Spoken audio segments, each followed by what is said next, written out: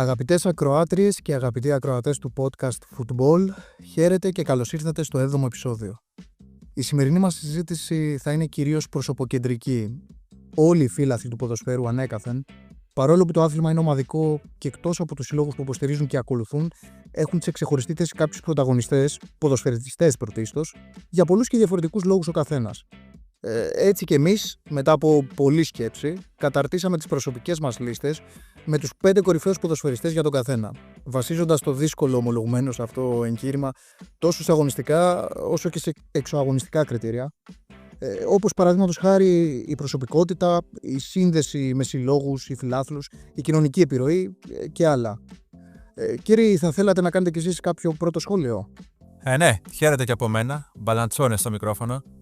Είναι ακόμα ένα κάπως αυτοβιογραφικό επεισόδιο αυτό. Μετά το επεισόδιο για τις λεγόμενες άλλες ομάδες που κάναμε. Και νιώθω την ανάγκη να εξηγήσω ποια είναι η σημασία να μπούμε στον κόπο να μιλήσουμε για τους μεγάλους ποδοσφαιριστές που μας ενέπνευσαν. Σίγουρα δεν έχουμε περγαμηνές που να μας επιτρέπουν να προσδώσουμε μια αυθεντία στις προτιμήσεις μας. Άρα είναι καθαρό ότι δεν πρόκειται για την ανάδειξη των ίδιων των ποδοσφαιριστών σε μια ιδιότυπη χρυσή λίστα, ούτε προφανώς δίνουμε και τίποτα βραβεία εδώ πέρα. Είμαστε ένα συνεργατικό podcast που αγαπάει το ποδόσφαιρο και σε αυτά τα επεισόδια στόχος είναι να γίνει μια αντανάκλαση των εμπειριών διαφορετικών ανθρώπων όπως είμαστε εμείς, με διαφορετικές ποδοσφαιρικές και βιωματικές εμπειρίες. Αναδεικνύοντας βέβαια το πώς αυτές σχετίζονται με την πορεία, στη συγκεκριμένη περίπτωση, μεγάλων ποδοσφαιρικών μορφών. Έτσι, αυτό που καταθέτουμε σήμερα δεν είναι τίποτα παραπάνω από ένα κομμάτι δεδομένων, που μαζί με πολλά άλλα κομμάτια συνθέτουν το puzzle όπου θα μπορούσε να πει κανείς ότι αποτυπώνεται η επιρροή αυτών των ποδοσφαιριστών. Θα θέλαμε πολύ να μπορούμε να συνθέσουμε όλο αυτό το puzzle, οπότε θα έλεγα ότι μια καλή σκέψη θα ήταν εσείς που μας ακούτε να το συμπληρώσετε με τα δικά σας δεδομένα. Τις δικές σας ποδοσφαιρικές εμπειρίες δηλαδή και τις εμπνεύσεις από αυτούς τους μεγάλους αστέρες.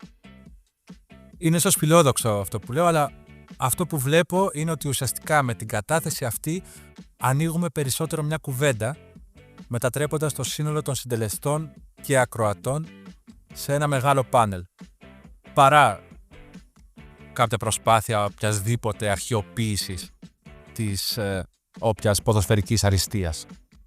Χαιρετισμοί και από την πλευρά μου.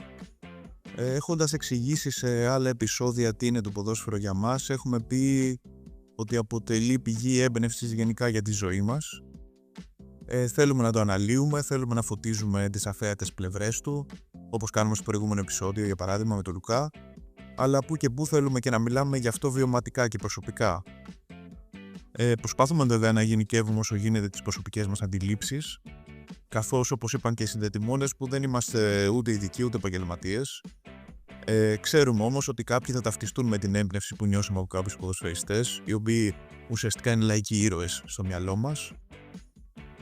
Αυτό που κάνουμε είναι ότι καταθέτουμε ένα λιθαράκι στο μύθο των ανθρώπων για τους οποίους θα συζητήσουμε παρακάτω.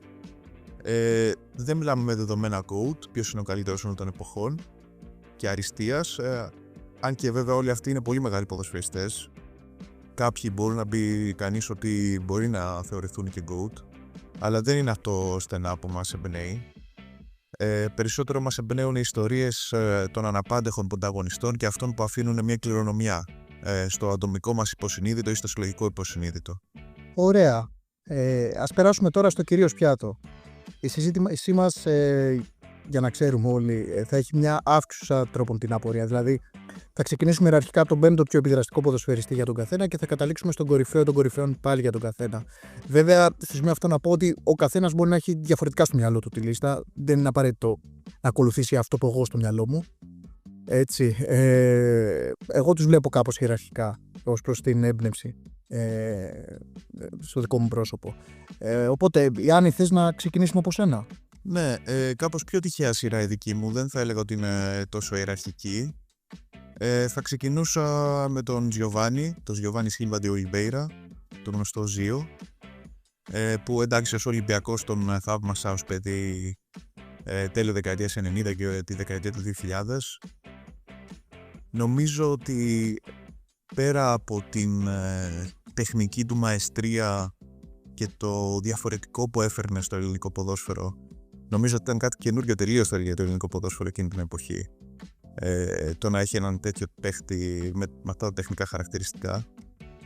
Αυτό που με ενέπνευσε πάρα πολύ είναι η σύνδεση που απέκτησε με την ομάδα, με τους φιλάθλους της ομάδας, και αυτό το χάρισμα που είχε της ηγεσίας, το οποίο ήταν κάπως φυσικό χάρισμα. Δηλαδή καταλάβαινες ότι είναι ένας άνθρωπος ταπεινός, και αν έχετε δει και συνεντεύξεις το καταλαβαίνεις ότι εντάξει, δεν ήταν αυτό που λέμε ψώνιο καθόλου. Ήταν ένας πολύ απλός άνθρωπος, είναι ένας πολύ απλός άνθρωπος, συντηρητικός τα λέγαμε, δεν έβγαινε, δεν έπινε, δεν κάπνιζε, όλα αυτά. Αλλά στο γήπεδο έβγαζε ένα πνεύμα φυσικής ηγεσίας, το οποίο εμένα αυτό με ενέπνεε πάρα πολύ και ως παιδί. Και τώρα όταν βλέπω στιγμιότυπα με τον Γιωβάνι, και άφησε μια κληρονομιά νομίζω στο DNA και του ίδιου του Ολυμπιακού. Αυτό το DNA του ότι θα πρέπει να νικάμε, θα πρέπει να είμαστε πιο δυνατοί. Κάπως το εξέλιξε, δηλαδή και τον πήρε όπως ήταν, αλλά και το εξέλιξε ως προσωπικότητα. Δηλαδή χαρακτήρισε μια ολόκληρη εποχή ίσως του ποδοσφαίρου του Ολυμπιακού. Δεν ξέρω τι λέτε εσείς, παιδιά. Κοίτα, Γιάννη, και εγώ στον Ολυμπιακό θα συμφωνήσω ότι εντάξει, είναι ένα από τα τεράστια σύμβολα του συλλόγου, έτσι, ο Ζίο. Να πω την αλήθεια ότι αμφιταλαντευόμουν λίγο, γιατί και εγώ τον είχα στο μυαλό μου να το βάλω στο 5 με ποδοσφαιριστές. Για μένα έχω βάλει άλλον του Ολυμπιακού, θα τον αποκαλύψουμε στη συνέχεια της συζήτησης. Βέβαια, για αρχή νομίζω ότι θα συμφωνήσουμε όλοι οι φίλαθλοι του ποδοσφαίρου, ανεξαρτήτως ομάδας που υποστηρίζουμε και χρώματος, ότι είναι ίσως ο παίκτης με την υψηλότερη τεχνική κατάρτιση που έχει παίξει στο ελληνικό πρωτάθλημα. Έτσι. Μιλάμε για ο άνθρωπος που ήταν μάχος. Ναι, θα μπορούσε. Σίγουρα είναι από τους κορυφαίους. Και φυσικά θα συμφωνήσω στο κομμάτι αυτό, το ότι τον έβλεπε. Λίγο κάτω από τον Σικαμπάλα, έτσι. Ο οποίος έμαθε στο ριβάλ το λίγη μπάλα, έτσι. Ακριβώς. Μπράβο, εντάξει. Αλλά θα συμφωνήσω το ότι ρε παιδί μου ενέπνε και τους συμπαίκτες του και τους φιλάθλους. Έβγαζε αυτό το στοιχείο του φυσικού ηγέτη στο χορτάρι ο άνθρωπος. Έτσι. Πέρα από το ότι μιλούσε στην μπάλα, φαινόταν και οι αντίπαλοι τον σέβονταν. Δηλαδή και ο τρόπος που τον αντιμετώπιζε δεν υπήρχε ένα δέος στο πρόσωπο του. Δεν ξέρω τι θα μας πει και ο Μπαλαντσόνε τόσο από την πλευρά του υγιούς φιλάθλου, αλλά και από την πλευρά του Παοξή. Πώς έβλεπε τον Γιωβάνι. Εγώ δεν ξέρω τι να πω για τον Γιωβάνι. Το θυμάμαι περισσότερο στα παιχνίδια του Champions League. Που για να πω την αλήθεια, εκείνη την περίοδο δεν ήταν και στα καλύτερα του Ολυμπιακού. Ναι, δεν είναι χρυσή εποχή. Είχε κάνει μεγάλα αποτελέσματα. Δηλαδή η πρώτη του εμφάνιση σε εκείνο την ισοπαλία με τη Ρεάλ στο ΆΚΑ. Το 3-3. Ναι, και ήταν η πρώτη εμφάνιση της Γιωβάνι Ζάχοβιτς που είχαν έρθει μαζί. Αλλά δεν ήταν οι καλές χρονιές του Ολυμπιακού στο Champions League και γενικότερα δεν μπόρεσα να το συνδέσω με αυτές τις επιτυχίες. Από εκεί και πέρα ήταν και τα χρόνια αυτά του Ολυμπιακού που τα είχαμε πει σε άλλο επεισόδιο, που δεν με επέτρεπα πάρα πολύ να δω αλλιώς το ποδοσφαιρικό περιεχόμενο της ομάδας. Οπότε για το Γιωβάνι συγκεκριμένα, δεδομένου ότι δεν τον έχω δει και σε άλλη ομάδα να παίζει, ό,τι ξέρω είναι από αυτό που έπαιξε στον Ολυμπιακό, δεν μπορώ να προσθέσω κάτι έτσι που να βοηθήσει την κουβέντα. Πάντως υπήρχε μια περίοδος που τον έκραζαν, ας πούμε, εισαγωγικά οι φίλοι του Ολυμπιακού, τον Γιωβάνι, ότι είναι πολύ χαλαρός, πουλάει την μπάλα, έχει το μυαλό του τεχνική, δεν δίνει πάσες. Υπήρχε μια τέτοια περίοδος. Εντάξει, γενικά έμοιαζε αργός. Στα τελευταία του, ειδικά, ναι. Αυτό όμως δεν νομίζω ότι είναι απαραίτητα κακό. Δηλαδή, ναι, σίγουρα.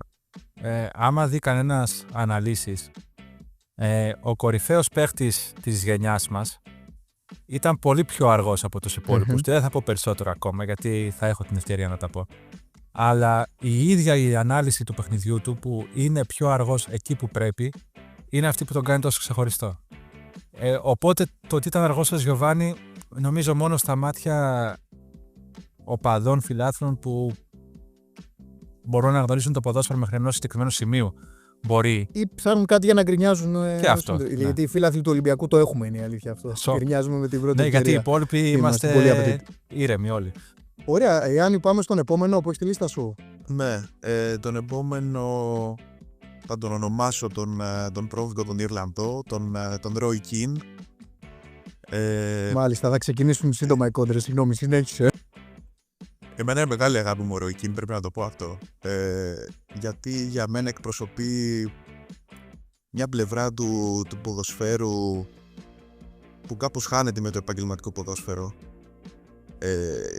Αυτό του σκληρού ηγέτη, του ανθρώπου που δεν τα βάζει κάτω, που θα σκεφτεί το οτιδήποτε για να κερδίσει η ομάδα του, που θα περάσουν όλες οι κρίσιμες μπάλες από τα πόδια του και θα είναι ο κυρίαρχος στην περιοχή που βρίσκεται στο κέντρο, προκειμένου ο Roy Keane, που ρε παιδί μου θα είναι εκτός του αγώνα και θα τρελαίνεται που δεν παίζει τώρα. Και αυτό είναι το πιο χαρακτηριστικό. Είναι η ιστορία από το 1999, που ενώ είχε πάρει την κίτρινη κάρτα και αποκλείστηκε από τον τελικό του Champions League το 1999, στον ημιτελικό με τη Juventus ήταν πρωταγωνιστής ουσιαστικά για να περάσει η Manchester United στον τελικό. Μιλάω για το δεύτερο leg του ημιτελικού με τη Juventus. Και αυτό με είχε πνεύσει αρκετά εκείνο το μάτς. Το είχα δει μικρός. Και γενικότερα η στάση του ενάντια στο μοντέρνο ποδόσφαιρο, να το πούμε βέβαια με μεγάλη υπερβολή, γιατί εντάξει είναι άνθρωπος προφανώς που βγήκε από την επαγγελματική λίγα της Premier League και μετά είναι και στα μέσα τώρα, νομίζω είναι σχολιαστής. Δηλαδή το λέμε με μια καταχρηστικότητα, αλλά και πάλι έβγαζε αυτό το πάθος και το έβγαζε και με την Εθνική Ιρλανδίας. Δηλαδή άμα δείτε Roy Keane με Εθνική Ιρλανδίας θα καταλάβετε τι εννοώ. Οπότε είναι από τους ανθρώπους από τους ποδοσφαιριστές που ξεχωρίζω στην έμπνευση και στο πώς δρούσαν στον αγωνιστικό χώρο και έξω από αυτόν. Εγώ τώρα σαν φίλαθλος της Liverpool θα κάνω μια προβοκατόρικη ερώτηση για το Roy Keane, Γιάννη. Ναι. Συμφωνώ προς το πάθος και πράγματι ήταν ένα σπουδαίο χαφ και πολύ παθιασμένος μέσος, αλλά πολλές φορές δεν ξεπερνούσαν αντικειμενικά αυτή τη λεπτή γραμμή του πάθους και του σκληρού παιχνιδιού με το αντιαθλητικό παιχνίδι. Έβγαζε βρωμιά. Για να μην πω κάτι πιο σκληρό. Έτσι. Ναι, όχι, αλήθεια είναι. Εντάξει, έκανε βρωμιά στο Roy Keane. Εδώ υπάρχει. Ωραία, το είπες εσύ. Άμα πατήσει κάποιος στο YouTube Roy Keane Dirty Moments, ας πούμε, θα του βγουν 10 διαφορετικά στιγμιότυπα που ρίχνει μπουλίδι, ρίχνει κλωτσιάρι. Εντάξει, ναι, ισχύει αυτό, ναι. Να πω την αλήθεια, δεν με αποτρέπει αυτό από το να. Όχι, ρε παιδί μου, εντάξει, μα το είπα εξ αρχής. Μιλάμε όμως και για μια εποχή μετάβασης του αγγλικού ποδοσφαίρου που ήταν πάντα physical. Έτσι, ναι. Και ήταν πολύ περισσότερο physical μέσα στις δεκαετίες που προηγήθηκαν της Premier League. Σε μια εποχή ναι μεν πιο επαγγελματική, αλλά και με την ύπαρξη αυτών των παιχτών που ειδικά λόγω του ρόλου τους μέσα στο γήπεδο, εάν δεν έπαιζαν έτσι δεν θα μπορούσαν να έχουν την ίδια συνεισφορά στις ομάδες τους. Γιατί υπήρχαν ποδοσφαιριστές σε όλες τις ομάδες που έπαιζαν σκληρά και άμα δεν τους αντιμετώπιζε σκληρά παίζοντας στη Manchester United, η Manchester United θα ήταν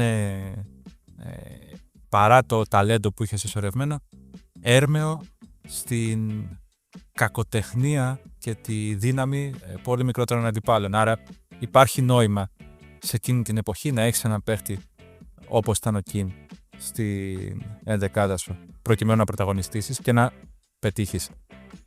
Εγώ αυτό που θέλω να πω είναι ότι ο Keane είναι χαρακτήρας τέτοιος που έχει συμπεριληφθεί σε μία από τις πιο ωραίες σειρές που έχω δει γύρω από το ποδόσφαιρο και νομίζω ότι είναι η πιο δημοφιλής που έχει βγει ποτέ για το ποδόσφαιρο. Αυτή τη στιγμή είναι η πρώτη σειρά ever στο Apple TV, το Ted Lasso, η οποία μου αρέσει ιδιαίτερα γιατί άμα κάποιος γνωρίζει την ποδοσφαιρική ιστορία βλέπει πόσες αναφορές υπάρχουν σε κάθε επεισόδιο της, πολύ βαθιές για την κουλτούρα του ποδοσφαίρου. Ένας από τους χαρακτήρες λοιπόν σε αυτή τη σειρά είναι ο Roy Kent, ο οποίος είναι καρικατούρα του Roy Keane. Και το γεγονός ότι έχει επιλεγεί ως προσωπικότητα να είναι εκεί είναι αντανάκλαση του πόσο μεγάλο impact είχε ως προσωπικότητα μέσα στο γήπεδο και έξω από αυτό και φυσικά και τι ιστορικό αποτύπωμα αφήνει το πέρασμά του από τα γήπεδα. Και μας έχει δώσει ο Roy Keane και μία από τις πιο απολαυστικές κόντρες παιχτών που έχουν υπάρξει ποτέ στην ιστορία, την κόντρα του με τον Πατρίκ Βιεϊρά, που για ένα διάστημα όπου βρισκόντουσαν σε γήπεδο τις παίζανε. Μέσα στη Βυσούνα, μέσα στο γήπεδο, μέσα από το γήπεδο, όπου βρισκόντουσαν. Πραγματικά. Το οποίο ήταν έτσι ένα ωραίο αλατοπίπερο στην Premier League της περίοδου. Πάντως, εν κατακλείδη, θα λέγαμε ότι είναι μια αμφιλεγόμενη προσωπικότητα. Έτσι, και πάντα Σίγουρα, ναι. προσπαθεί να είναι στο επίκεντρο. Ακόμα και τώρα, ως Σίγουρα, σχολιαστής που έχει κρεμάσει τα ποδοσφαιρικά τα παπούτσια, πάντα προσπαθεί να είναι στο επίκεντρο. Έτσι. Και με πολύ άστοχα. Εντάξει, εγώ δεν νομίζω ότι. Κατά τη γνώμη μου, έτσι. Δεν νομίζω ότι προσπαθεί. Άμα δει κανένας όλους τους πρώην ποδοσφαιριστές που σχολιάζουν στην Αγγλία, έχουν πάρα πολύ αυτό το προφίλ του οπαδού. Το έχει της και ο ομάδας με την Γκάραχερ, οποία για να αναδείχθηκαν. πούμε την αλήθεια, και από το δικό μας μετερίζει. Το έχει και ο Γκάραχερ, το έχει και ο Νέβιλ. Σωστά. Το έχουν πάρα πολύ. Δηλαδή αυτό δεν ξεφεύγει πολύ από αυτό που είναι συνηθισμένο. Σωστά. Ωραία, Ιάννη. Για πάμε τώρα στον επόμενο. Ο επόμενος είναι, εντάξει, ο αγαπημένος μου, παρόλο που τον λέω έτσι κάπως στη μέση της πεντάδας, είναι ο Ερικ Καντονά. Εντάξει, τώρα είναι ένας άνθρωπος ο οποίος γενικά εμπνέει και ως ποδοσφαιριστής και ως άνθρωπος, μάλλον γενικά μπορούμε να το πούμε. Είναι ένας άνθρωπος που έχει ασχοληθεί όχι μόνο με το ποδόσφαιρο, έχει υπάρξει και τοπίος, έχει υπάρξει καλλιτέχνης, δηλαδή έχει μια ευρύτερη προσωπικότητα στην pop κουλτούρα, θα λέγαμε, γενικά, όχι μόνο στο ποδόσφαιρο. Πολυτάλαντος. Ναι, είναι πολυτάλαντος. Νομίζω ότι είναι ένας άνθρωπος που μετεξέλιξε την Premier League, σίγουρα. Στη στροφή της στις αρχές της δεκαετίας του 90, από εκεί που ήταν τελείως physical το παιχνίδι, ήταν από τους πρώτους που έβαλε και τεχνικά στοιχεία, που έκαναν και λόμπες, που έκαναν και τα κουνάκια. Κάτι το οποίο ήταν πολύ καινούριο εκείνη την περίοδο. Εντάξει, μιλάμε για ένα τρομερό ταλέντο και έναν χαρισματικό ηγέτη σίγουρα. Θα μείνει στην ιστορία και το Kung Fu kick του. Έτσι. Μας πρόλαβες, πιστεύω θα το βάζαμε στην κουβέντα. Γενικά ένας άνθρωπος που εμπνέει. Ίσως λίγο περισσότερο έξω από το γήπεδο. Εντάξει, μιλάμε τώρα για έναν άνθρωπο που σταμάτησε το ποδόσφαιρο σε αρκετά νέα ηλικία, νομίζω, δεν είμαι σίγουρος, αλλά κάτω από 35 ήταν σίγουρα. Γιατί είπε ότι δεν χρειάζομαι άλλα χρήματα, μπορώ με τα χρήματα που έχω βγάλει να πίνω μπύρες με τους φίλους μου. Οπότε καταλαβαίνεις ότι έβλεπε το ποδόσφαιρο σαν διασκέδαση περισσότερο. Και υπάρχουν και διάφορα στιγμιότυπα, πάμε το Sir Alex Ferguson και αυτόν, και το πώς λειτουργούσε ως μέντορας ουσιαστικά της χρυσής γενιάς της Manchester United εκείνης της περίοδου. Οπότε θεωρώ ότι έχει πάρα πολλά στοιχεία που μπορεί να εμπνεύσουν. Σίγουρα. Και δεν θα σου κρύψω, Ιάννη, ότι άμα μου λέγες ποιος ποδοσφαιριστής της Manchester United ιστορικά θα ήθελες να αποτελεί μέρος της ιστορίας του συλλόγου που στηρίζεις εσύ στην Αγγλία, τη Liverpool δηλαδή, θα έλεγα τον Ερικ Καντονά προσωπικά. Δεν ξέρω, Μπαλαντσόνε, τι έχεις να πεις? Εγώ δεν θέλω να προσθέσω κάτι για τα ποδοσφαιρικά χαρακτηριστικά του Καντονά. Ωστόσο θέλω να πω ότι είναι πάρα πολύ σημαντική η ιστορία, η εξέλιξη της γνώσης που υπάρχει γύρω από εκείνο το περιστατικό με την κλωτσιά στον οπαδό εισαγωγικά. Αξίζει να μείνουμε λίγο εκεί, ναι. Γιατί το γεγονός ότι η κοινή γνώμη και η γενική γνώση και άποψη που υπήρχε τις μέρες μετά από το γεγονός και τα χρόνια ακόμα μετά το γεγονός και αυτά που ξέρουμε σήμερα δεν έχουν καμία σχέση, έχοντας αντιστρέψει εντελώς την ιστορία που γνωρίζουμε. Και αυτό είναι σημαντικό για γενικότερα συμπεράσματα και για περισσότερα συμβάντα που υπάρχουν στα γήπεδα, ότι η λειψή πληροφορία, η απουσία του context σε όλα τα πράγματα οδηγεί σε πολύ στρεβλές αντιλήψεις. Και ένα πρόβλημα που υπάρχει στη θέαση του ποδοσφαίρου και στην ποδοσφαιρική φυλή, περιλαμβάνοντας και τους οπαδούς σε αυτήν, που αποτελούν αριθμητικά το μεγαλύτερο κομμάτι της, είναι ότι πολλές φορές λείπει το context. Και όσα ξέρουμε για τον Καντονά σήμερα είναι πολύ διαφορετικά από αυτά που γνωρίζαμε για αυτόν εκείνα τα χρόνια στα μέσα της δεκαετίας του 90. Αυτό νομίζω είναι ένα πολύ σημαντικό στοιχείο που συνδέεται με τον Καντονά. Δεν είναι ο ίδιος υπεύθυνος γι' αυτό, αλλά συνδέεται μαζί του και νομίζω ότι είναι σημαντικό να το λέμε όταν μιλάμε για την πορεία του στα γήπεδα. Υπέροχα. Να προχωρήσουμε τότε και στον επόμενο, Γιάννη. Ως επόμενο θα ονομάσω τον καπιτάνο, τον Φραντσέσκο Τότι. Περισσότερο τον βάζω στη λίστα για το χαρακτηριστικό του ότι ήταν πιστός σε μια ομάδα. Είναι χαρακτηριστικό που γενικά το εκτιμώ σε ποδοσφαιριστές, ιδιαίτερα σύγχρονους ποδοσφαιριστές και της εποχής, ας πούμε, μετά το μεγάλο μπαμ που έγινε στις αμοιβές των ποδοσφαιριστών. Από τους τελευταίους ρομαντικούς, πραγματικά. Ναι, και Έτσι. πραγματικά το εκτιμώ όταν κάποιος συνδέεται με μια ομάδα σε τέτοιο βαθμό.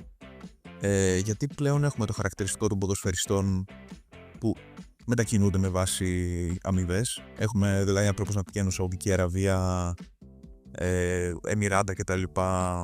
Λέγοντας κιόλας ανοιχτά και σε συνεντεύξεις ότι εντάξει, θα βγάλω χρήματα με τα εγγόνια μου, ξέρω εγώ. Όχι μόνο αυτό, αλλά επηρεάζονται και από τους ατζέντιδες τους. Είναι μια ακριβώς. συνεργασία, ένα ολόκληρο λόμπι το Ένα οποίο σύστημα. λειτουργεί, έτσι. Ένα σύστημα, ακριβώς. Οπότε πάντα με κρατούσε αυτό. Πάντα εκτιμούσα ποδοσφαιριστές που έλεγαν όχι, εγώ έχω ένα κλαμπ, παίζω για αυτό το κλαμπ και τελείωσε. Και πόσο μάλλον όταν ήταν τόσο επιτυχημένοι ποδοσφαιριστές που θα μπορούσαν να πάνε και οπουδήποτε αλλού. Δηλαδή δεν είναι ότι δεν τους ήθελαν. Συμφωνώ. Και υπάρχουν πάρα πολλά παραδείγματα. Δηλαδή από τον ίδιο τον Τότι, όπως περιγράφεις, κάθε νομίζω μεταγραφική περίοδο νομίζω τον ζητούσε η Real Madrid, η Chelsea. Ναι, το ζητούσαν συνεχώς ομάδες. Ήταν επίσημο, το είχαν παραδεχτεί πέρα από τις ίδιες δικές του τοποθετήσεις. Και ο ίδιος δεν το συζητούσε καν, δεν έμεινε στη διαδικασία. Πραγματικά σπουδαίο. Και πέρα από αυτό, εντάξει, μιλάμε για έναν άνθρωπο που ήταν ταπεινός όταν ήταν επαγγελματίας ποδοσφαιριστής, είχε χιούμορ, ήταν ανοιχτός, δεν ήταν ούτε και αυτός ήταν ψωνισμένος, είχε μια πολύ καλή σχέση με τους οπαδούς της Ρώμα, πολύ άμεση.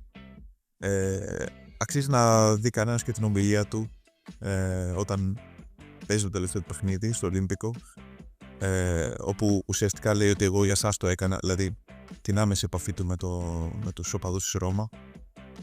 Είναι χαρακτηριστικά σε ένα ποδοσφαιριστή και τέτοιο επίπεδο που δεν μπορείς παρά να τα εκτιμάς, να τα αναγνωρίζεις και να σε εμπνέουν. Έτσι είναι. Και μάλιστα, αν δεν κάνω λάθος, πρόσφατα έκανε και μια δήλωση που είμαι σίγουρος ότι το εννοούσε. Επειδή περνάει μια μεγάλη κρίση αγωνιστική Ρώμα, ότι αν τον χρειάζεται πραγματικά είναι σε καλή κατάσταση και μπορεί να βοηθήσει την ομάδα. Έτσι. Εντάξει, φοβερός. Ναι. Το είπε και νομίζω το εννοούσε. Σίγουρα αυτό, το εννοούσε. Μπαλαντσόν, τι θα πεις για Οπότε... το εσύ? Εγώ θέλω να κρατήσω 3 highlights και να αναφέρω για τον Τότι. Το πρώτο είναι ότι είχε το θράσος να χτυπήσει πέναλτι Πανέμκα σε ημιτελικό Euro. Το να χτυπήσει σε τέτοιο πέναλτι, σε τέτοια κρισιμότητα μάτς και μάλιστα χωρίς να έχεις τη συγκατάθεση των συμπαιχτών σου, χρειάζεται πολύ μεγάλη αυτοπεποίθηση, για να μην αναφέρω άλλα μεταφορικά μέρη του σώματος. Και αυτό νομίζω ότι είναι μία από τις στιγμές που τον ξεχωρίζει. Το δεύτερο, που έχει να κάνει με το κομμάτι της κουλτούρας και του impact, είναι ότι νομίζω ότι έχει κάνει έναν από τους πιο θρυλικούς πανηγυρισμούς, παίρνοντας το κινητό και βγάζοντας selfie με όλο το πέταλο της Ρώμα από πίσω του, που μετά έμεινε να το έκαναν αρκετοί ακόμα παίχτες. Το τρίτο και σημαντικότερο, και εδώ είναι μια πρωτιά του Τότι, είναι ότι σαν το αντίο του Τότι δεν είχε κανένας ποδοσφαιριστής ποτέ σε καμία μεγάλη ομάδα του κόσμου. Αυτό που έγινε στο Ολύμπικο στο τελευταίο του παιχνίδι δεν το έχω ξαναδεί να γίνεται πουθενά για κανέναν ποδοσφαιριστή καμίας ομάδας. Και νομίζω ότι για το λόγο αυτό αποτελεί και ένα παράδειγμα, μια ειδική κατηγορία, ή τέλος πάντων πρωτεύει σε μια ειδική κατηγορία ποδοσφαιριστών. Όμορφα. Ωραία. Γιάννη, πάμε στον τελευταίο της λίστας. Ναι, και κλείνω τη λίστα μου με τον Γκαμπριέλ Ομάρ Μπατιστούτα, πιο γνωστός Μπατιγκόλ. Είναι και αυτός ένας παίκτης που ταυτίστηκε με ένα κλαμπ, με τη Φιωρεντίνα. Το άφησε βέβαια το κλαμπ για να πάρει πρωτάθλημα με άλλη ομάδα, το οποίο είναι μια τραγική ιστορία, έτσι, αγάπης και μίσους. Ομολογώ ότι είναι λίγο υποκειμενική ιστορία, γιατί είχα μια βιντεοκασέτα του ως παιδί του Μπατιστούτα και την είχα λιώσει πραγματικά, δηλαδή είχα δει 800.000 φορές, όπως βλέπαμε στις βιντεοκασέτες ποδοσφαιρικές μικροί. Αυτό που ξεχωρίζω σε αυτόν είναι το πάθος που έβγαζε στο γήπεδο, το οποίο αποτυπωνόταν πολύ στους πανηγυρισμούς του. Είναι αυτός που λάντσαρε κιόλας, νομίζω, τον πανηγυρισμό πυροβολισμό, το αυτόματο. Αλλά εντάξει, μιλάμε τώρα για ένα ποδοσφαιριστή, τον πιο ολοκληρωμένο επιθετικό που μπορούσε να βρει εκείνη την περίοδο, μάλλον. Δηλαδή, έκανε τα πάντα. Μπορούσε να σκοράει από οπουδήποτε, από τη μέση και μπροστά.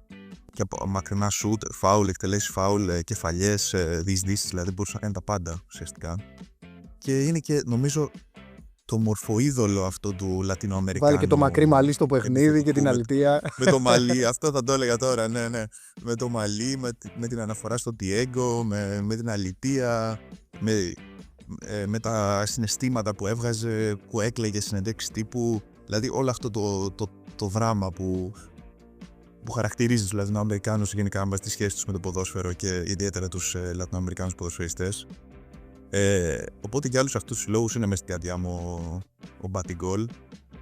Και εντάξει, είναι λίγο κρίμα ότι πήρε το πρωτάθλημα με τη Ρώμα και όχι με τη Φιωρεντίνα, αλλά εντάξει, πήρε ένα κύπελλο νομίζω με τη Φιωρεντίνα. Όχι ότι είναι αρκετό.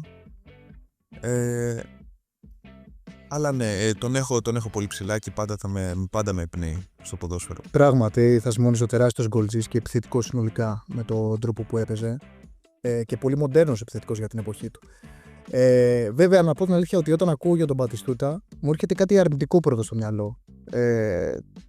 Οι σοκαριστικές κουβέντες που έχει πει αφού του τελείωσε την ποδοσφαιρική του καριέρα για το ότι δεν μπορεί να περπατήσει πολλές φορές, έχει αντιμετωπίσει τεράστια προβλήματα με τα γόνατά του, με τα πόδια του. Δηλαδή, πραγματικά ήταν σοκαριστικό να διαβάζει κάποιος τα λόγια του, έτσι, από καρδιάς. Ναι, και είναι κάτι που πρέπει να τον κρατήσουμε. Εννοώ για το πώς, τι πτώση μπορεί να έχει στο σώμα. Ο άνθρωπος, ναι, θυσίασε το ολόκληρο το σώμα του για να τα δώσει όλα για αυτό που αγαπούσε. Μπαλαντσόνε, τι έχεις να πεις για Μπατιγκόλ? Εγώ το πρώτο παιχνίδι του Μπατιστούτα που είδα ήταν 21 Ιούνιου του 1994 απέναντι στην Εθνική Ελλάδος. Ωραία. Ο Μπατιστούτα μας έβαλε 3 γκολ. Ναι, έβαλε hat-trick. Από εκεί και πέρα περίμενα πότε θα πάρει ένα Μουντιάλ με την Αργεντινή και δεν το πήρε ποτέ. Έχει μείνει στο μυαλό μου, όπως και πολλοί άλλοι παίχτες, ως αυτή η χαμένη ευκαιρία της Αργεντινής σε πολλές περιπτώσεις, με πολλές διαφορετικές προσεγγίσεις, να καταφέρει να πάρει ακόμα ένα Μουντιάλ. Οπότε η μεγαλύτερη γενιά ποδοσφαιριστών της, έτσι. Αυτή ομολογουμένως, πιστεύω. Που δεν μπόρεσε είναι μεγάλο να το εύρος των χρόνων. Έτσι, αυτό εννοώ. Υπάρχει και άλλη γενιά, απλά δεν είναι κοντά στα δικά μας τα χρόνια. Δηλαδή, άμα σκεφτεί κανένας ότι από το 30 μέχρι το 78 η Αργεντινή δεν έχει πάρει κανένα Μουντιάλ. Και ήταν μια ομάδα η οποία πρωταγωνιστούσε και από την αρχή, αλλά ήταν και από τις καλύτερες της Νότιας Αμερικής και έπαιρνε Κόπα Αμέρικα εκείνα τα χρόνια και είχε παίχτες για να πρωταγωνιστήσει και παγκοσμίως. Θα δει ότι δεν είναι η πρώτη φορά που συμβαίνει στην ιστορία της. Το θέμα είναι ότι συνέβη μετά το Μαραντόνα, αφενός, και αφετέρου με πολύ καλές προοπτικές και με ομάδες στις μικρότερες ηλικίες που κερδίζανε παγκόσμια κύπελα και μάλιστα προπονητές που αναδείξαν όλους αυτούς τους παίχτες, όπως για παράδειγμα ο Πέκερμαν, που δεν κατάφεραν στο τέλος να κερδίσουν ή να διακριθούν ούτε καν στο Κόπα Αμέρικα. Οπότε ο Μπατιστούτα είναι για μένα κομμάτι αυτής της πικρίας, της αργεντίνικης πίκρας των δεκαετιών αυτών. Μάλιστα. Έτσι είναι, και δεν θα ξεχάσουμε και τις δηλώσεις του το 2002 στον αποκλεισμό στους ομίλους του Μουντιάλ που εν μέσω μεγάλης οικονομικής κρίσης στην Αργεντινή, που είπε ότι θεωρούμαστε τώρα υπεύθυνοι που δεν δώσαμε μια χαρά στους πατριώτες μας, και έκλαιγε. Δηλαδή είναι από τα πράγματα που θα θυμάμαι από αυτόν σίγουρα. Αυτός ήταν και ο μεγάλος Μπατιγκόλ. Νομίζω ολοκληρώσαμε με τη λίστα του Ιάννη. Ας περάσουμε τώρα στην άλλη λίστα της παρέας. Μπαλαντσόνε, για πες μας τον πρώτο που έχει στη λίστα σου, που θες να πεις μάλλον για αυτόν. 21 Ιούνιου του 1994, πέρα από το γεγονός ότι είδα το πρώτο παιχνίδι ζωντανά του Μπατιστούτα, είδα το πρώτο και τελευταίο και μοναδικό παιχνίδι που είδα ζωντανά να παίζει ο Θεός ο ίδιος μέσα στο γήπεδο, ο Μαραντόνα. Ό,τι άλλο έχω δει από το Μαραντόνα είναι από βίντεο. Έτσι. Λογικό, δεδομένης της ηλικίας μου. Είμαι ίσα με το Μέση, για να δίνω έτσι και τις πληροφορίες. Λοιπόν, το θέμα είναι ότι ο Μαραντόνα εκείνη τη μέρα που έπαιζε με την Εθνική Ελλάδος, στα μάτια μου φάνταζε ο μεγάλος εχθρός. Ένας άγριος παίχτης που έβγαζε μια σκληράδα και μάλιστα έπαιζε για τον αντίπαλο. Όλο αυτό, παρά τη νεαρή μου ηλικία, μέσα σε λίγα χρόνια είχε αλλάξει τελείως, διότι βλέποντας, μεγαλώνοντας το πώς διοικείται το ποδόσφαιρο, το τι είναι το ποδόσφαιρο παγκοσμίως και πολλές φορές ξενερώνοντας με το πώς λειτουργεί το ποδόσφαιρο παγκοσμίως, ο Μαραντόνα ήταν αυτός που έμοιαζε ο αλήτης που βρίσκεται απέναντι στους καθοσπρέπει που κάνουν κουμάντο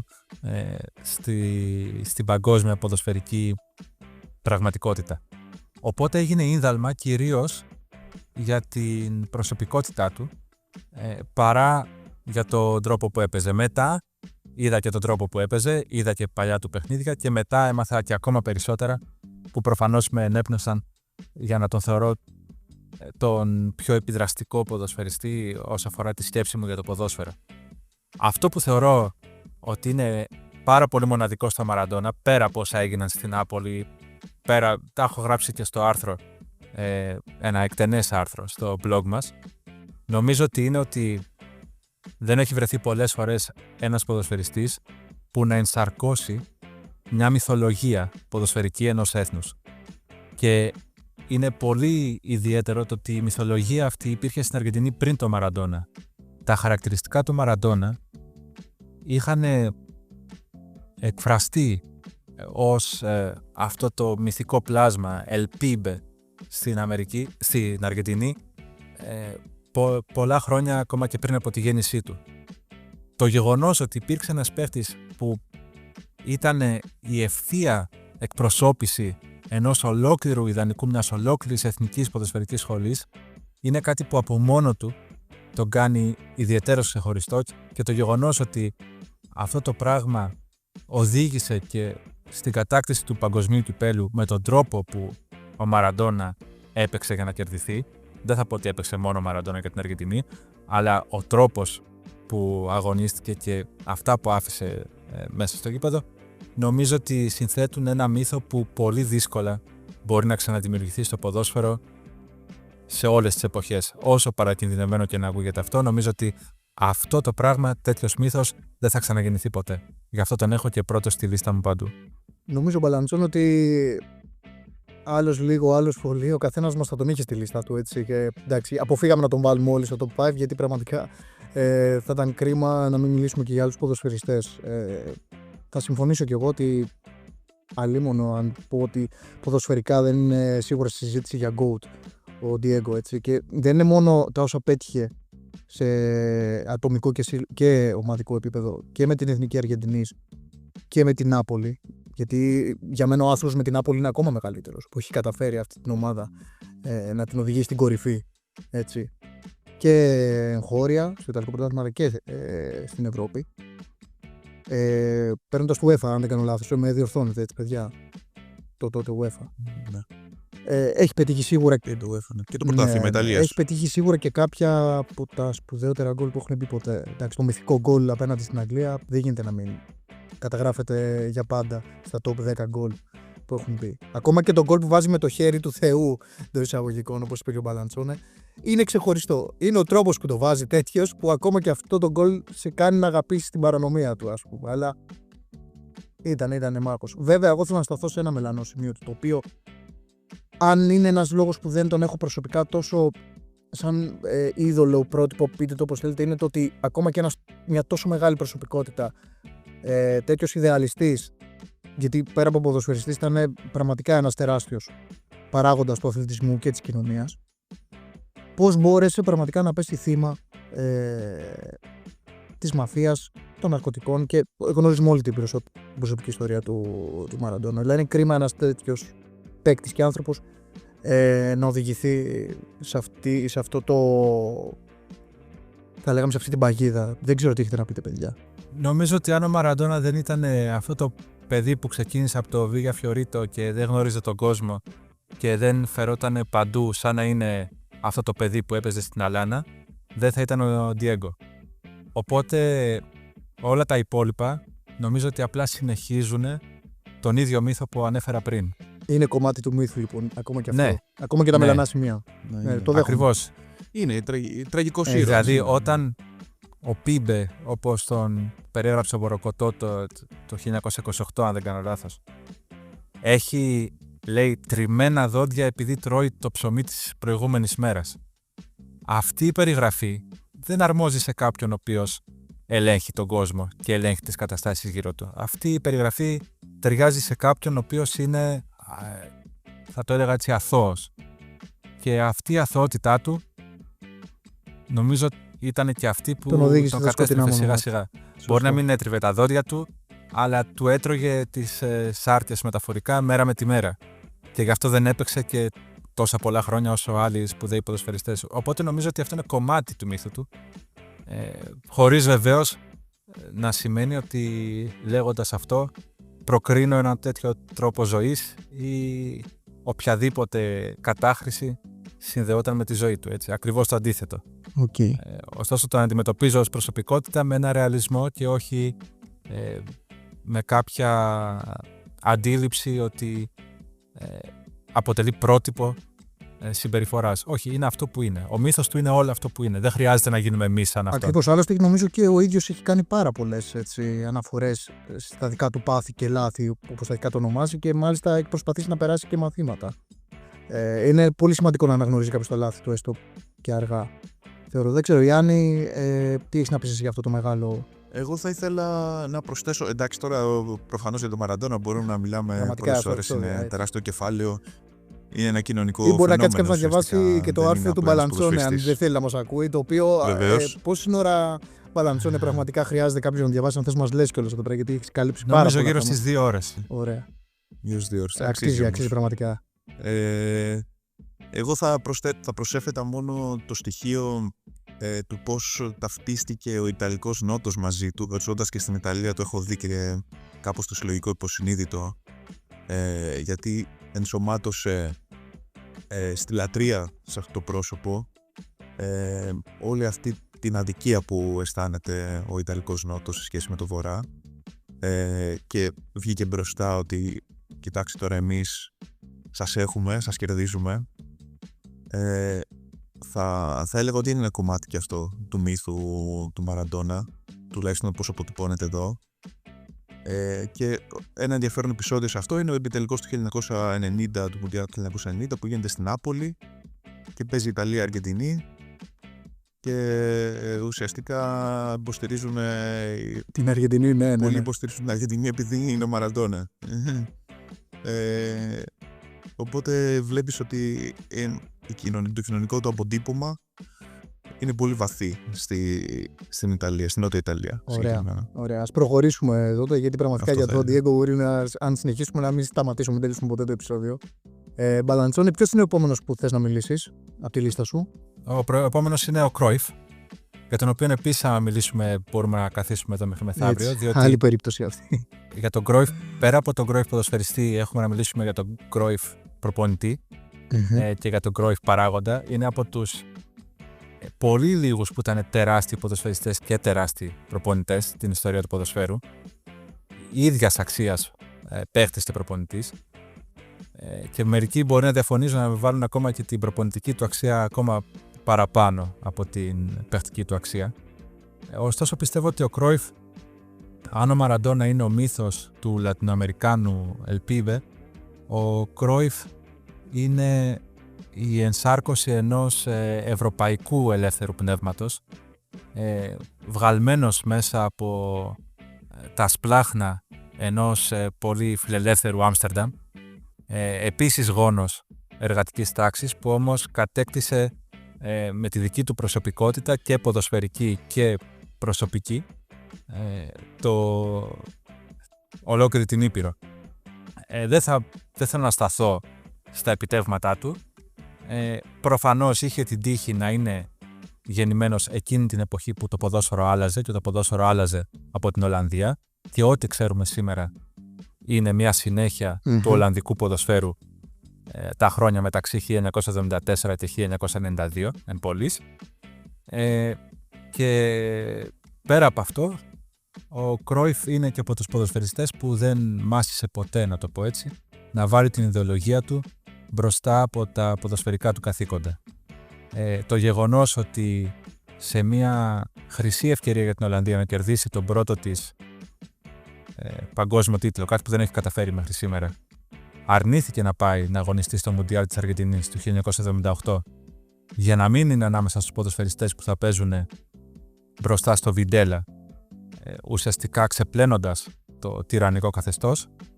Ένα καθεστώς που γνωρίζαν όλοι τότε για τους αγνοούμενους του, για τις μητέρες του Μάη που βρίσκονταν στην πλατεία μπροστά από την Κάσα Ροζάδα στο Μπουένος Άιρες. Ο Κρόιφ έβαλε την ιδεολογία του πάνω από αυτό που φαίνεται ως το μεγαλύτερο τρόπαιο που μπορεί να κατακτήσει ποτέ, όχι ποδοσφαιριστής, αλλά ίσως και γενικότερα άνθρωπος που ζει μέσα στις κοινωνίες μας. Και γι' αυτό νομίζω ότι έχει μια ιδιαίτερη αξία, γιατί δεν το κάνουν πολύ αυτό. Δεν ξέρω άλλους κιόλας να το κάνανε, να αφήσουν τέτοια ευκαιρία για την ιδεολογία τους. Μπαλαντσόνε, θα συμφωνήσω, πραγματικά μοναδικός ποδοσφαιριστής και άνθρωπος, και μάλιστα είναι ασύλληπτο το πόσο αρχοντικός θα ήθελε μέσα στο γήπεδο, ξεχωριστός, πόσο άνετος. Δεν ξέρω, είναι από τους λίγους ποδοσφαιριστές που άμα μου πείτε τι θέση ακριβώς παίζει, δεν ξέρω αν μπορώ να ορίσω ότι είναι εσωτερικός επιθετικός, αν είναι επιτελικός, μέσος, σεντερφόρ. Δηλαδή, ένας παίκτης που μπορούσε να παίξει τα πάντα με τον ίδιο επιτυχημένο τρόπο. Γιατί είχε θέση τότε η Ολλανδία. Σωστό και αυτό. Και είναι μια άλλη συζήτηση. Πάντως, σε κάθε περίπτωση, ο ίδιος ο Κρόιφ αποτελεί κεφάλαιο όχι μόνο για το ολλανδικό ποδόσφαιρο, όπως είπες, αλλά για. Είναι το μη, θα λέγαμε, για το σύγχρονο ποδόσφαιρο. Έχουμε μιλήσει πολλές φορές. Νομίζω έχουμε αναφέρει τον Κρόιφ σχεδόν σε κάθε επεισόδιο. Από μόνο του αυτό δείχνει το πόσο έχει συμβάλει καθοριστικά στην εξέλιξη του αθλήματος. Και η προσωποποίηση, θα λέγαμε, η εικόνα, μάλλον η απεικόνηση του σύγχρονου ποδοσφαίρου και της επίδρασης του Κρόιφ έχει φανεί, νομίζω, στην Μπαρσελόνα, στο το ποδόσφαιρο που παίξει η Μπαρσελόνα με προπονητή τον Φρανκ Ράικαρτ και κατά βάση με τον Πεπ Γκουαρντιόλα, έτσι. Όλα αυτά όμως στηρίχθηκαν στη βάση της ιδεολογίας, του τρόπου που βλέπει το ποδόσφαιρο ο Κρόιφ. Τα χαιρετίσματά μας στο Λουίς Βαν Γκάλ να στείλουμε τώρα, έτσι. Ναι, έτσι ακριβώς. Λοιπόν, ναι, δεν ξέρω. Αν εσύ πραγματικά τι έχεις να πεις για αυτόν τον τεράστιο ποδοσφαιριστή. Απλά θα προσθέσω ότι είναι ίσως ο πιο επιδραστικός στην εξέλιξη του ίδιου του αθλήματος, ποδοσφαιριστής και προπονητής, ανάμεσα σε αυτούς που συζητάμε, νομίζω, γιατί εντάξει είναι προϊόν αυτού που λέμε position fluidity που είχε τότε η Ολλανδία, δηλαδή δεν υπήρχε ουσιαστικά θέση και είχαμε πρώτη φορά στο ποδόσφαιρο εκείνη την εποχή την αντίληψη ότι πρέπει να δημιουργούμε υπεραριθμία, πρέπει να μετακινούμε τον αντίπαλο, οι παίχτες δεν κάθονται, δεν είναι βιδωμένοι σε ένα σημείο αλλά μετακινούνται. Είναι πράγματα επαναστατικά για εκείνη την εποχή και ουσιαστικά χαρακτηρίζουν το ποδόσφαιρο του σήμερα. Είναι μια προσωπικότητα που, εντάξει, άμα δεν αναφερθείς σε αυτή δεν μπορείς να καταλάβεις την ιστορία του ποδοσφαίρου. Είναι ξεκάθαρο αυτό και νομίζω ότι εκεί κάπου υπάρχουν και οι ρίζες των ποδοσφαιρικών analytics, γενικά της επιστημονικοποίησης της ανάλυσης του ποδοσφαίρου. Με την οποία να πω ότι ο Κρόιφ διαφωνούσε. Ναι, ισχύει, ναι, αλλά εντάξει, ναι. Αλλά η δουλειά του έβαθε κάπως στις ρίζες για να εξελιχθεί αυτό ως αντικείμενο. Μάλιστα. Μπαλαντσόνε, αφού μίλησες για αυτούς τους δύο πραγματικά σπουδαίους ποδοσφαιριστές και προσωπικότητες, πάμε και στον επόμενο να δούμε. Ναι, πάλι πρόκειται για μια τομή, όχι συνολικά στο ποδόσφαιρο, αλλά σε μια συγκεκριμένη θέση. Mm-hmm. Και επειδή αυτή η θέση είναι ιδιαίτερη στο ποδόσφαιρο, είναι ο outsider, μάλιστα πολλοί λένε εγώ παίζω τερματοφύλακας, εγώ παίζω ποδόσφαιρο. Δηλαδή οι λεγόμενοι outfielders κάνουν άλλη δουλειά, ακόμα και οι φανέλες που φοράνε έχουν άλλο χρώμα. Μέχρι πρώτη ήταν η πιο αντιεμπορική θέση και είναι κωμικότατη φυσικά στο παιχνίδι. Είναι και αντιεμπορική. Το ποδόσφαιρο είναι για να βάζεις γκολ, όχι για να μην τρως. Γενικά η πεμπτουσία είναι να μπαίνουν γκολ. Ένα παιχνίδι που ήρθε 0-0, κανένας δεν το θυμάται ως ένα θεαματικό παιχνίδι. Ωστόσο, επειδή έχω την ατυχία να είμαι και εγώ ένας από αυτούς τους outsider, θέλω να βάλω μέσα στη λίστα τον τερματοφύλακα που με εμπνέει περισσότερο ιστορικά επίσης. Προφανώς δεν έχω δει κανένα παιχνίδι του ζωντανά. Προφανώς είναι και πολύ λίγα τα βίντεο που μπορώ να δω γι' αυτόν. Αλλά προσπάθησα να τον μελετήσω και αυτό που κατάλαβα για τον Λεφ Γιασίν είναι ότι έπαιξε πάρα πολύ ιδιαίτερο ρόλο στην εξέλιξη της θέσης του τερματοφύλακα. Και μάλιστα, ποιο είναι το σημαντικό αυτό που μου κάνει ιδιαίτερη εντύπωση. Η θέση του τερματοφύλακα ουσιαστικά αλλάζει από το 1992 και μετά. Τότε που μετά από εκείνο το τραγικό Euro του 1992, αποφασίζει η FIFA να αλλάξει τον κανόνα αυτής της διευλής κίνησης, να γυρίζεις πίσω την μπάλα στο τερματοφύλακα και αυτός να την πιάνει με τα χέρια. Αυτό αναγκάζει τους τερματοφύλακες να γίνονται περισσότερο ποδοσφαιριστές, να μπορούν να παίζουν με τα πόδια, να μπορούν να παίζουν πιο μπροστά, περίπου στο λεγόμενο D, αυτό το ημικύκρο της μεγάλης περιοχής που λέμε.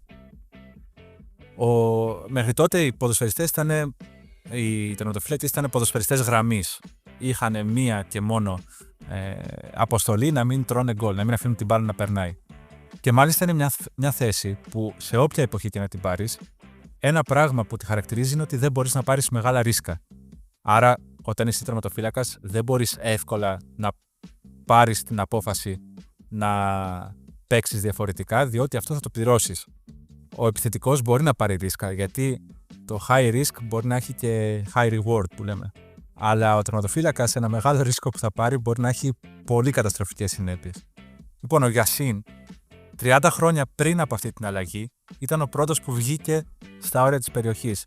Ο πρώτος που άρχισε να παίζει σαν λίμπερο, ο πρώτος που άρχισε να παίζει με τα πόδια του και ουσιαστικά προσέθεσε έναν αμυντικό στην αμυντική διάταξη της ομάδας του. Για όσους δεν το γνωρίζουν, έχει και ιδιαίτερα στατιστικά στοιχεία. Παραδείγματος χάρη, ήταν τερματοφύλακας και στο ποδόσφαιρο και στο χόκι της Δύναμο Μόσχας. Μάλιστα έχει κερδίσει ένα κύπελλο Σοβιετικής Ένωσης στο χόκι με τη Δύναμο Μόσχας.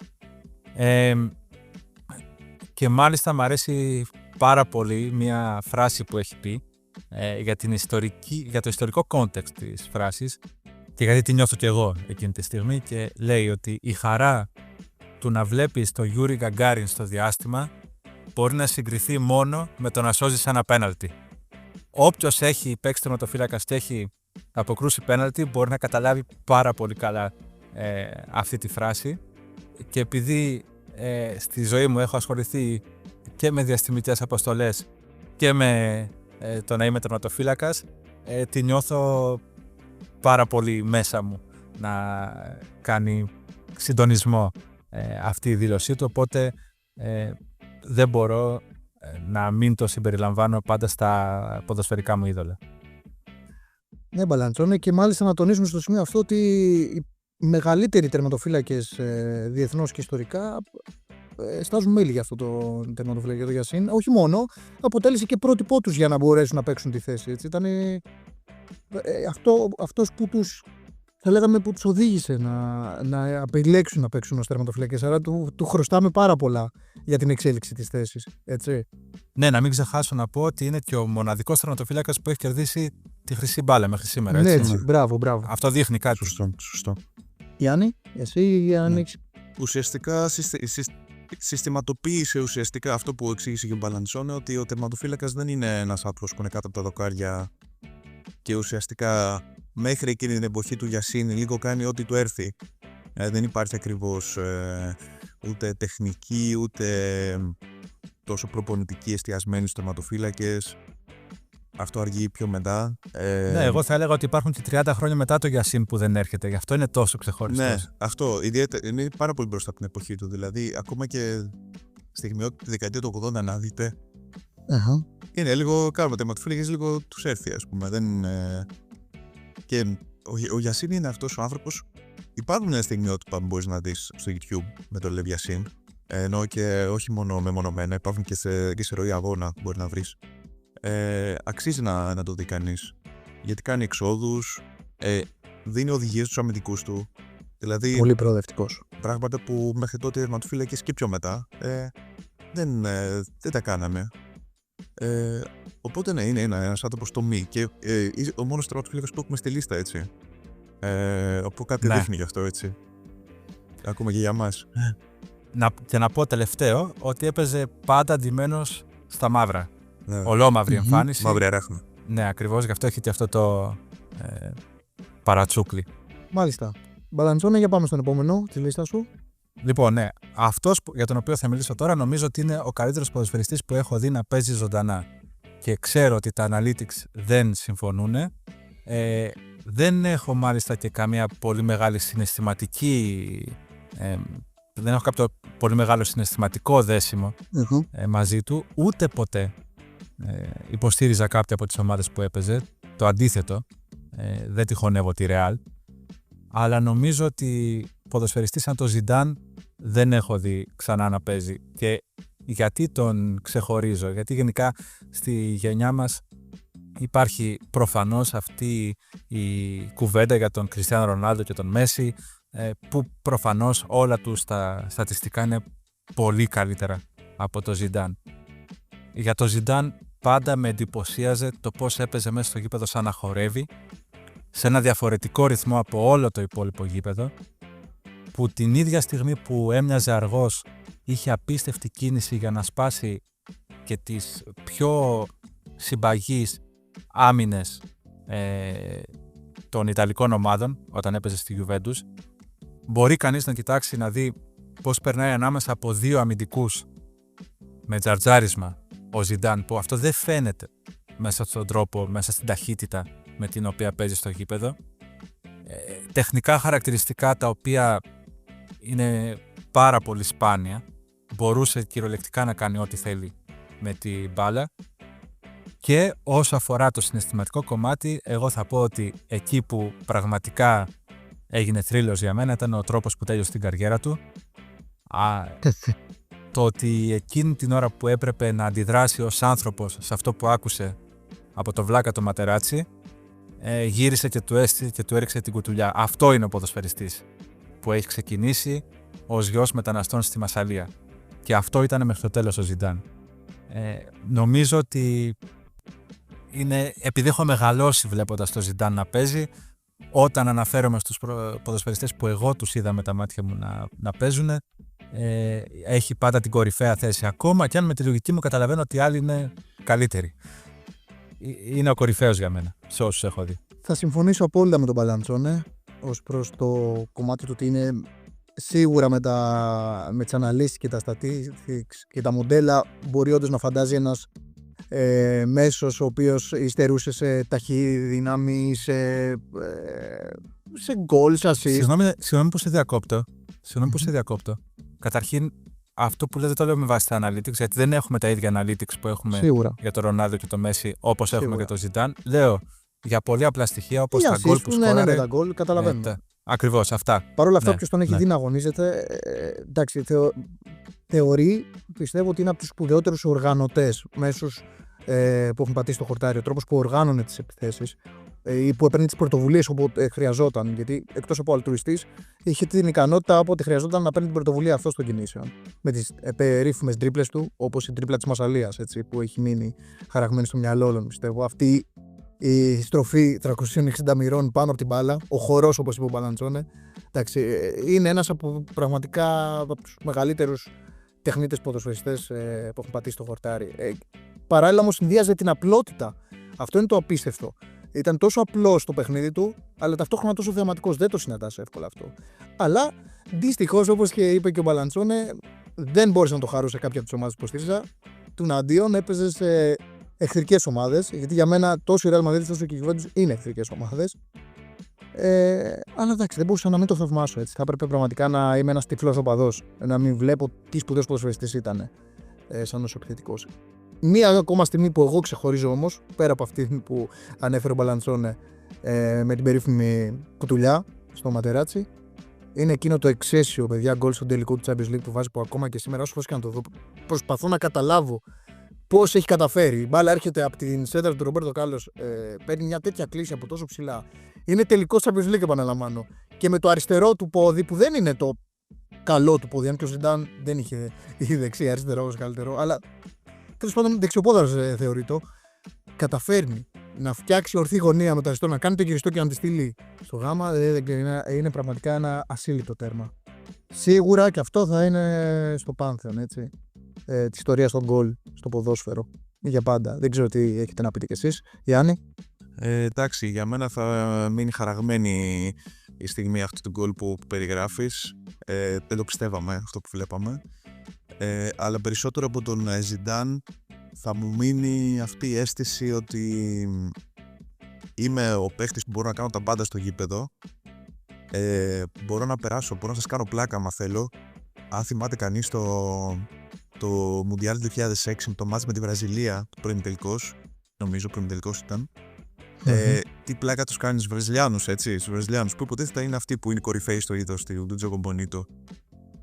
Που τους περνάει την μπάλα από το κεφάλι, τους περνάει από τα πόδια, ανάμεσά τους, δηλαδή.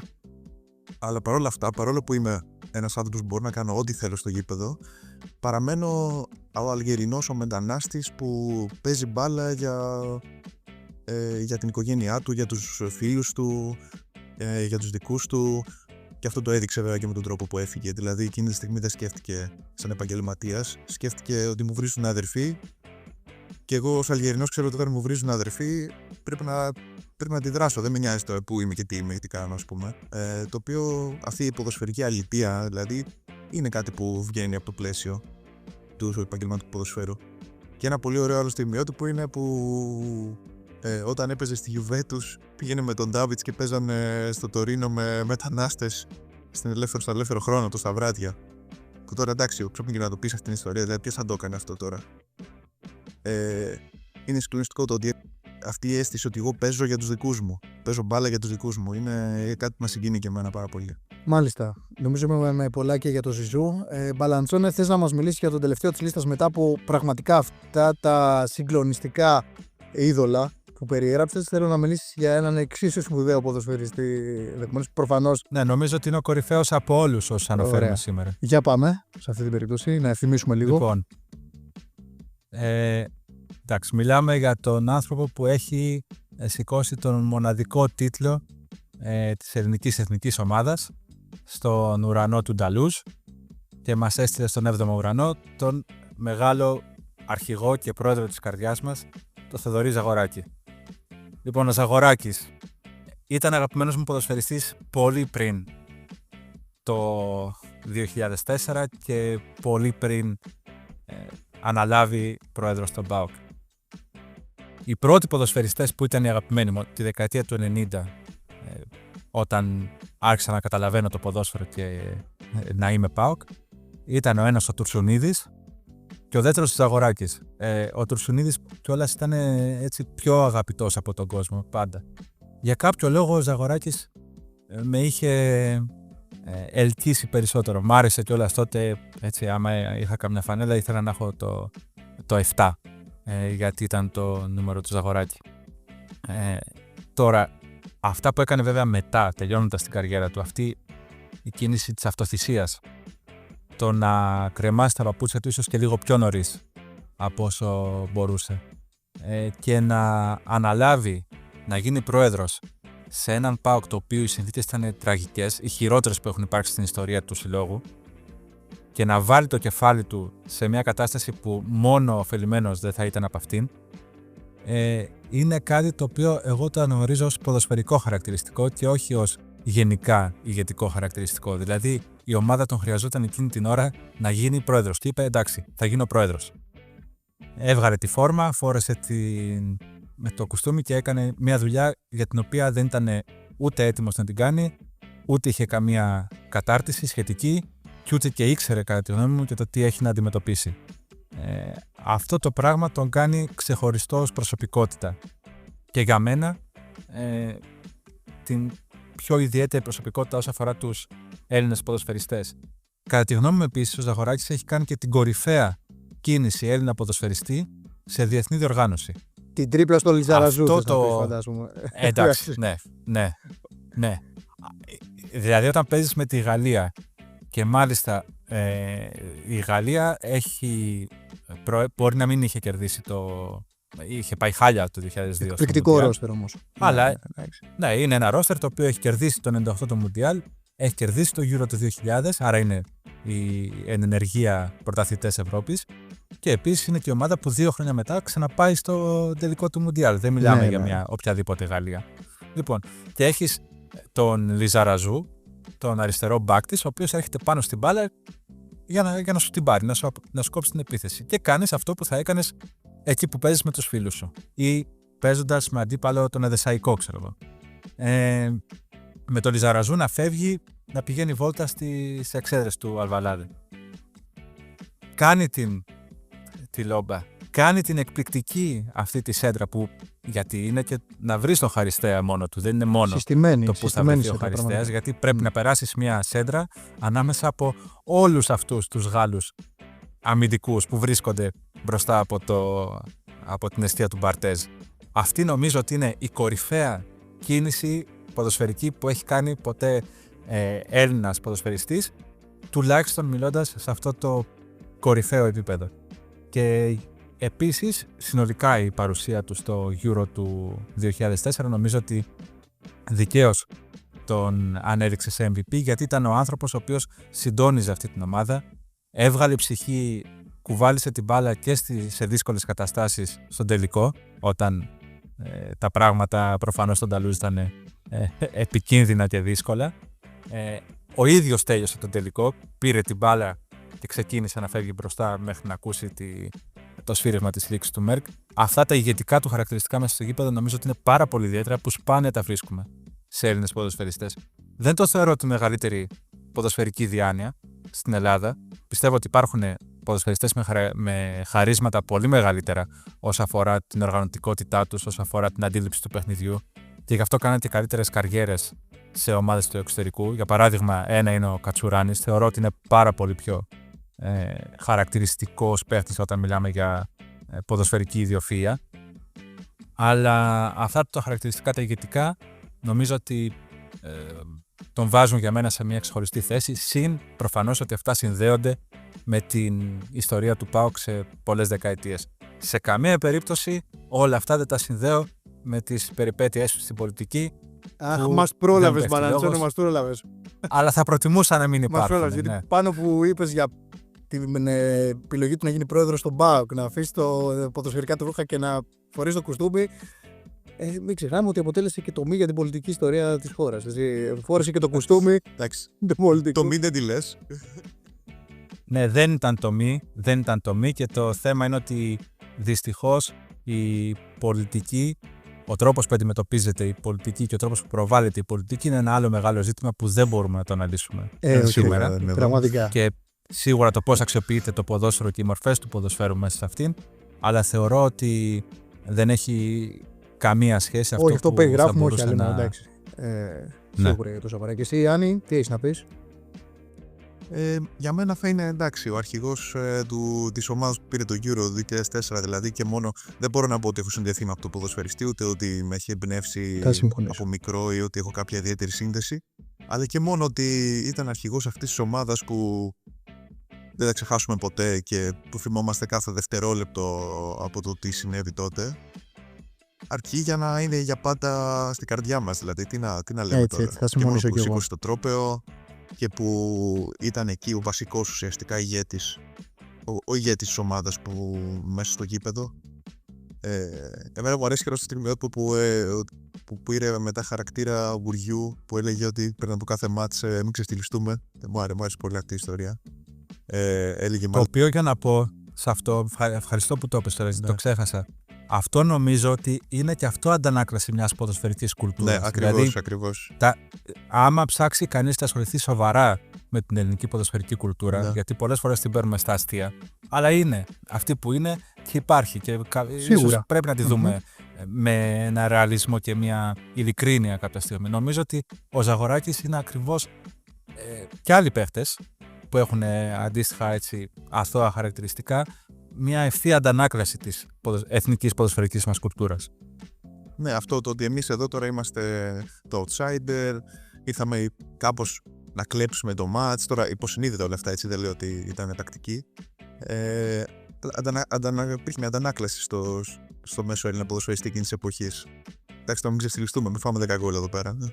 Δηλαδή, υπήρχε αυτό.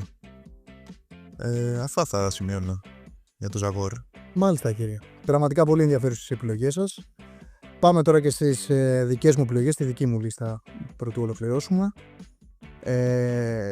Και θα ήθελα να ξεκινήσω με έναν ακόμα εμβληματικό ηγέτη και αρχηγό ομάδας μέσα σε όσους προαναφέραμε, και μιλάω για τον Στίβεν Τζέραρντ, ο οποίος εκτός από μεγάλος αρχηγός της ομάδας που υποστηρίζω στην Αγγλία της Liverpool, είναι και από τους πιο εμβληματικούς ποδοσφαιριστές στην Αγγλία αλλά και στην Ευρώπη, έτσι, συνολικά. Και δεν είναι μόνο το ότι ο συγκεκριμένος ποδοσφαιριστής είχε πραγματικά σπουδαία αγωνιστικά χαρακτηριστικά στοιχεία σαν μέσος, αλλά ήταν ξεχωριστός χαρακτήρας και οι αξίες που τον διέκριναν εκτός γηπέδου είναι αυτές που για μένα τους καταλέγουν ως έναν σπουδαίο αθλητή και άνθρωπο για τη λίστα μου. Να μιλήσω αγωνιστικά, να πω τι ήταν σίγουρα από τους πιο ολοκληρωμένους μέσους που έχουμε δει στο ποδόσφαιρο. Τόσο σαν κόφτης έχει αγωνιστεί, όσο σαν οργανωτής. Box to box μέσος. Τον έχουμε δει μέχρι και στα πλάγια σε αρκετούς αγώνες της Liverpool. Όπου τον χρειαζόταν η ομάδα και η Εθνική Αγγλίας και η Liverpool ήταν εκεί και απέδιδε πάντα με τον καλύτερο δυνατό τρόπο. Έχοντας φυσικά και τα άσχημα βράδια του. Έτσι. Αλλά έχοντας κάνει και πολύ σπουδαίες εμφανίσεις. Όπως χαρακτηριστική εμφάνιση, ίσως για μένα η σπουδαιότερη όλων, έτσι, στον τελικό στην Κωνσταντινούπολη, στη Champions League, με την τεράστια αυτή ανατροπή που ηγήθηκε ο ίδιος της για μένα μυθικής ανατροπής. Δεν μπορώ να βρω άλλη αντίστοιχη ανατροπή στο ποδόσφαιρο μέχρι σήμερα. Δεδομένου και το πού έγινε, σε τι παιχνίδι και με ποιον αντίπαλο της Μεγάλης Μίλαν. Έτσι.